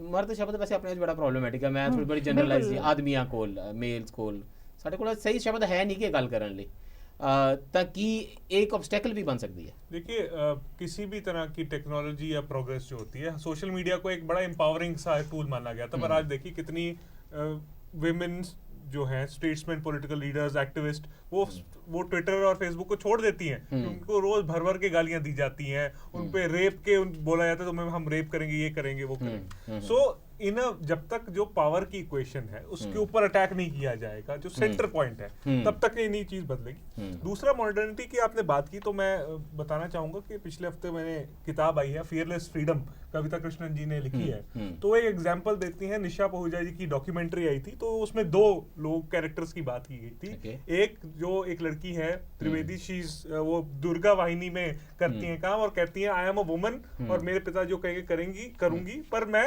मुसलमानों के खिलाफ हूँ और मैं लड़ूंगी। और जब वो दुर्गा वाहिनी के कैंप में जाती है वो बड़ा एम्पावर्ड फील करती है, जब वेपन चलाती कुछ और करती है। और दूसरी औरतें ये हैं जो वहां पे मिस इंडिया के एक ब्यूटी कॉन्टेस्ट में पार्ट ले रही हैं, और कैसे उनके शरीर को अलग अलग तरीके से बदला जाता है, इतना कि उनकी अपनी माँ पहचान नहीं पाती, इतनी कॉमनैलिटी आ जाती है। So modernism can work in multiple ways. एक आज की औरत के पास सिर्फ दो ऑप्शन नहीं है, या तो दुर्गा वाहिनी ज्वाइन कर लो या ब्यूटी कॉन्टेस्ट में चले जाओ, जहाँ पे ब्यूटी का एक बहुत ही वॉर्प नोशन है। तो it has to be a way that women choose for themselves. वो खुद अपना रास्ता बनाएंगी, खुद अपने लिए चूज करेंगी, और अगर हम उन पे इम्पोज करेंगे या एक तरीका हेट का या एक तरीका ऑब्जेक्टिफिकेशन का, वो फ्रीडम नहीं माना जा सकता। एब्सोल्युटली। और मैं वो ਤੁਸੀਂ ਫਿਨਲੈਂਡ ਦੀ ਗੱਲ ਕਰ ਰਹੇ ਸੀਗੇ, ਹਾਰਡਲੀ ਆਈ ਡੋਨਟ ਨੋ ਜੇ ਮੇਰੇ ਕੋਲ ਸਮਾਂ ਹੈ ਨਹੀਂ ਗੱਲ ਦੱਸਣ ਦਾ ਜਾਂ ਨਹੀਂ। ਉੱਥੇ ਨੇ ਹੈਲਸਿੰਕੀ ਦੇ ਵਿੱਚ ਜਿਹੜੀ ਫਿਨਲੈਂਡ ਦੀ ਰਾਜਧਾਨੀ ਇੱਕ ਨਵੀਂ ਲਾਇਬ੍ਰੇਰੀ ਖੁੱਲੀ ਹੈ, ਤੇ ਕਾਫੀ ਉਹਦੇ ਆਰਕੀਟੈਕਚਰ ਬਾਰੇ ਗੱਲ ਹੋ ਰਹੀ ਹੈ। ਤਾਂ I was just looking for its photographs on the net, ਤੇ ਉਹਨਾਂ ਨੇ ਬਹੁਤ ਸਾਰੇ ਵੀਡੀਓਜ਼ ਪਾਏ ਨੇ which is something very interesting. ਮੈਂ ਕਿਸੇ ਲਾਇਬ੍ਰੇਰੀ ਵਿੱਚ ਕਦੀ ਦੇਖਿਆ ਨਹੀਂ ਸੀਗਾ ਕਿ ਬਹੁਤ ਸਾਰੇ ਬੱਚੇ, ਛੋਟੇ ਛੋਟੇ ਟੋਡਲਰ ਲਾਇਬ੍ਰੇਰੀ ਵਿੱਚ ਘੁੰਮ ਰਹੇ ਸੀ, ਤੇ ਆਦਮੀ ਲੋਕ ਭੱਜ ਭੱਜ ਕੇ ਬੱਚਿਆਂ ਨੂੰ ਸੰਭਾਲ ਰਹੇ ਸੀ। ਇਹ ਨਾਰਮਲੀ ਮੈਂ ਸੀਨਸ ਦੇਖਦਾ ਵੀ ਔਰਤਾਂ ਭੱਜ ਕੇ ਬਾਜ਼ਾਰ 'ਚ ਬੱਚੇ ਨੂੰ ਸੰਭਾਲ ਰਹੀਆਂ ਹੁੰਦੀਆਂ ਨੇ, ਆਦਮੀ ਭੱਜ ਕੇ ਬੱਚਿਆਂ ਨੂੰ ਸੰਭਾਲ ਰਹੇ ਸੀਗੇ, ਤੇ ਆਦਮੀ ਪੜ੍ਹ ਵੀ ਰਹੇ ਸੀ, ਔਰਤਾਂ ਵੀ ਪੜ੍ਹ ਰਹੀਆਂ ਸੀਗੀਆਂ। Then I checked out, Finland ਦੁਨੀਆ ਦਾ ਇੱਕੋ ਇੱਕ ਕੰਟਰੀ ਹੈ ਜਿੱਥੇ ਮੈਨ ਜਿਹੜੇ ਨੇ ਉਹ ਚਾਈਲਡ ਕੇਅਰ ਦੇ ਵਿੱਚ ਔਰਤਾਂ ਨਾਲੋਂ ਜ਼ਿਆਦਾ ਸਮਾਂ ਦਿੰਦੇ ਨੇ। ਤੇ ਇਹ ਵੀ ਜਾਣ ਲਵੋ ਕਿ ਹੈਪੀਨੈਸ ਦੇ ਇੰਡੈਕਸ ਦੇ ਉੱਤੇ ਫਿਨਲੈਂਡ ਦੁਨੀਆ ਦੇ ਵਿੱਚ ਟੌਪ ਕਰਦਾ ਹੈ, ਤੇ ਮੈਨੂੰ ਲੱਗਦਾ ਫਿਨਲੈਂਡ ਦੇ ਵਿੱਚ ਕਿਤੇ ਕੋਈ ਦੰਗਾ ਉਸ ਕਿਸਮ ਦਾ ਨਹੀਂ ਹੋ ਸਕਦਾ।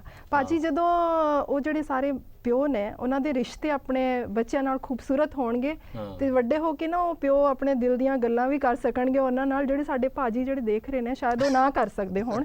ਸੋ ਉਹਦੇ 'ਚ ਬਹੁਤ ਖੂਬਸੂਰਤੀ ਹੈ, ਉਹ 'ਚ ਬਹੁਤ ਖੂਬਸੂਰਤੀ ਹੈ। ਜਦੋਂ ਤੁਸੀਂ ਬੱਚੇ ਦੀ ਕੇਅਰ ਕਰਦੇ ਹੋ ਨਾ, ਤੁਹਾਡਾ ਇੱਕ ਰਿਸ਼ਤਾ ਜੋ ਬਣਦਾ। ਸੋ ਇਹ ਜਿਹੜਾ ਸਾਰਾ ਕੰਮ ਤੁਸੀਂ ਸੋਚਿਆ ਕਿ ਔਰਤਾਂ ਨੂੰ ਸੌਂਪ ਦਈਏ ਤੇ ਅਸੀਂ ਫ੍ਰੀ ਹੋ ਗਏ, ਤੁਸੀਂ ਫ੍ਰੀ ਨਹੀਂ ਹੋਇਆ, ਤੁਸੀਂ ਆਪਣੇ ਆਪ ਨੂੰ ਬਹੁਤ ਸਾਰੀਆਂ ਚੀਜ਼ਾਂ ਤੋਂ ਸੱਖਣੇ ਰੱਖਿਆ। ਵੀ ਕੋਈ ਗੱਲ ਤੁਸੀਂ ਮਾੜੀ ਮੇਰੇ ਮਰਦਾਂ ਲਈ ਵੀ ਹਾਂ, ਬਹੁਤ ਸੌਖਾ ਹੋ ਬਹੁਤ ਜਾਏਗਾ, ਸੱਖਣੇ ਰੱਖਿਆ। ਉਹ ਰੋ ਸਕਣਗੇ ਜਦ ਉਹਨਾਂ ਦਾ ਰੋਣ ਦਾ ਜੀ ਕਰੇ ਤੇ ਉਹ ਆਪਣੇ ਜਜ਼ਬਾਤ ਜ਼ਾਹਿਰ ਕਰ ਸਕਣਗੇ। ਕੋਈ ਗੱਲ ਮਾੜੀ ਲੱਗੇ ਤੇ ਉਹਨਾਂ ਦਾ ਉਹਦੇ ਚ ਕਸੂਰ ਜਿਹੜਾ ਉਹ ਨਾਫਰੀ ਜੀ ਦਾ ਤੇ ਦਿੱਤੀ ਦਾ ਹੋਏਗਾ, ਕਿਉਂਕਿ ਮੈਂ ਤੇ ਓਡੀ ਕੋ ਪੈਟਰੀਆਰਕੀ ਕਾਇਮ ਰੱਖੀ ਹੋਈ ਹੈ ਵੀ ਦਲੀਲ ਦੇ ਵਿੱਚ ਔਰਤਾਂ ਦੀ ਸ਼ਮੂਲੀਅਤ ਅਜੇ ਵੀ ਮਰਦਾਂ ਤੋਂ ਬਹੁਤ ਘੱਟ ਹੈ, ਤੇ ਇਸ ਕਰਕੇ ਭਾਜੀ ਇਹਨੂੰ ਇਹ ਲੱਗੇਗਾ ਵੀ ਸਾਡਾ ਤੇ ਦੋਸਤ ਹੈਗਾ ਹੀ ਹੈ, ਇਹ ਐਵੇਂ ਝੂਠਾ ਮੂਠਾ ਇਨਕਲਾਬੀ ਬਣਿਆ मैं उसके लिए एक आया हूँ एक मिनट मुझे ਇੰਟਰਨੈਸ਼ਨਲ ਔਰਤ ਦਿਹਾੜੇ ਦੇ ਉੱਤੇ ਝੂਠ ਮੂਠ ਦੇ ਇਨਕਲਾਬੀ ਬਣੇ Balance ਕਰਨ ਲਈ ਮੈਨੂੰ ਦਰਅਸਲ ਬੁਲਾਇਆ ਹੋਇਆ ਹੈ। ਅਸੀਂ ਇਸ ਕਿਸਮ ਦੀਆਂ ਬਹਿਸਾਂ ਲਈ ਬਹੁਤ ਵਾਰੀ ਉਹ ਗੱਲਾਂ ਕਰਦੇ ਹਾਂ ਜਿਹਦੇ ਤੇ ਆਪ ਅਮਲ ਨਹੀਂ ਕਰਦੇ, ਇਸ ਕਰਕੇ ਇਵੈਂਚੁਅਲੀ ਤੁਹਾਡਾ ਦੇਸ਼, ਤੁਹਾਡਾ ਦਿਲ ਦਿਮਾਗ, ਤੁਹਾਡੇ ਬੱਚੇ, ਤੁਹਾਡੀ ਬੇਟੀ ਬੇਟਾ, ਉਹਨਾਂ ਦੇ ਬੱਚੇ ਕਿਹੋ ਜਿਹੇ ਬਣਨਗੇ ਇਹਦੇ ਤੇ ਡਿਪੈਂਡ ਕਰਦਾ ਕਿ ਇਹ ਜਿਹੜੀ ਰਾਜਨੀਤੀ ਹੈ ਜਿਹੜੀ ਤੁਹਾਡੇ ਨਿੱਜ ਤੋਂ ਸ਼ੁਰੂ ਹੋ ਕੇ ਸ਼ਾਹੀਨ ਬਾਗ ਤੱਕ ਜਾਂਦੀ ਹੈ, ਚਿਲੀ ਦੀਆਂ ਔਰਤਾਂ ਤੱਕ ਜਾਂਦੀ ਹੈ, ਫਿਨਲੈਂਡ ਤੱਕ ਜਾਂਦੀ ਹੈ, ਇਹਦੇ ਵਿੱਚ ਤੁਸੀਂ ਕੀ ਰੋਲ ਪਲੇ ਕਰ ਰਹੇ ਹੋ। ਅੱਜ ਲਈ ਇੰਨਾ ਹੀ, ਧੰਨਵਾਦ ਐਂਡ ਗੋਡ ਬlesਸ ਯੂ।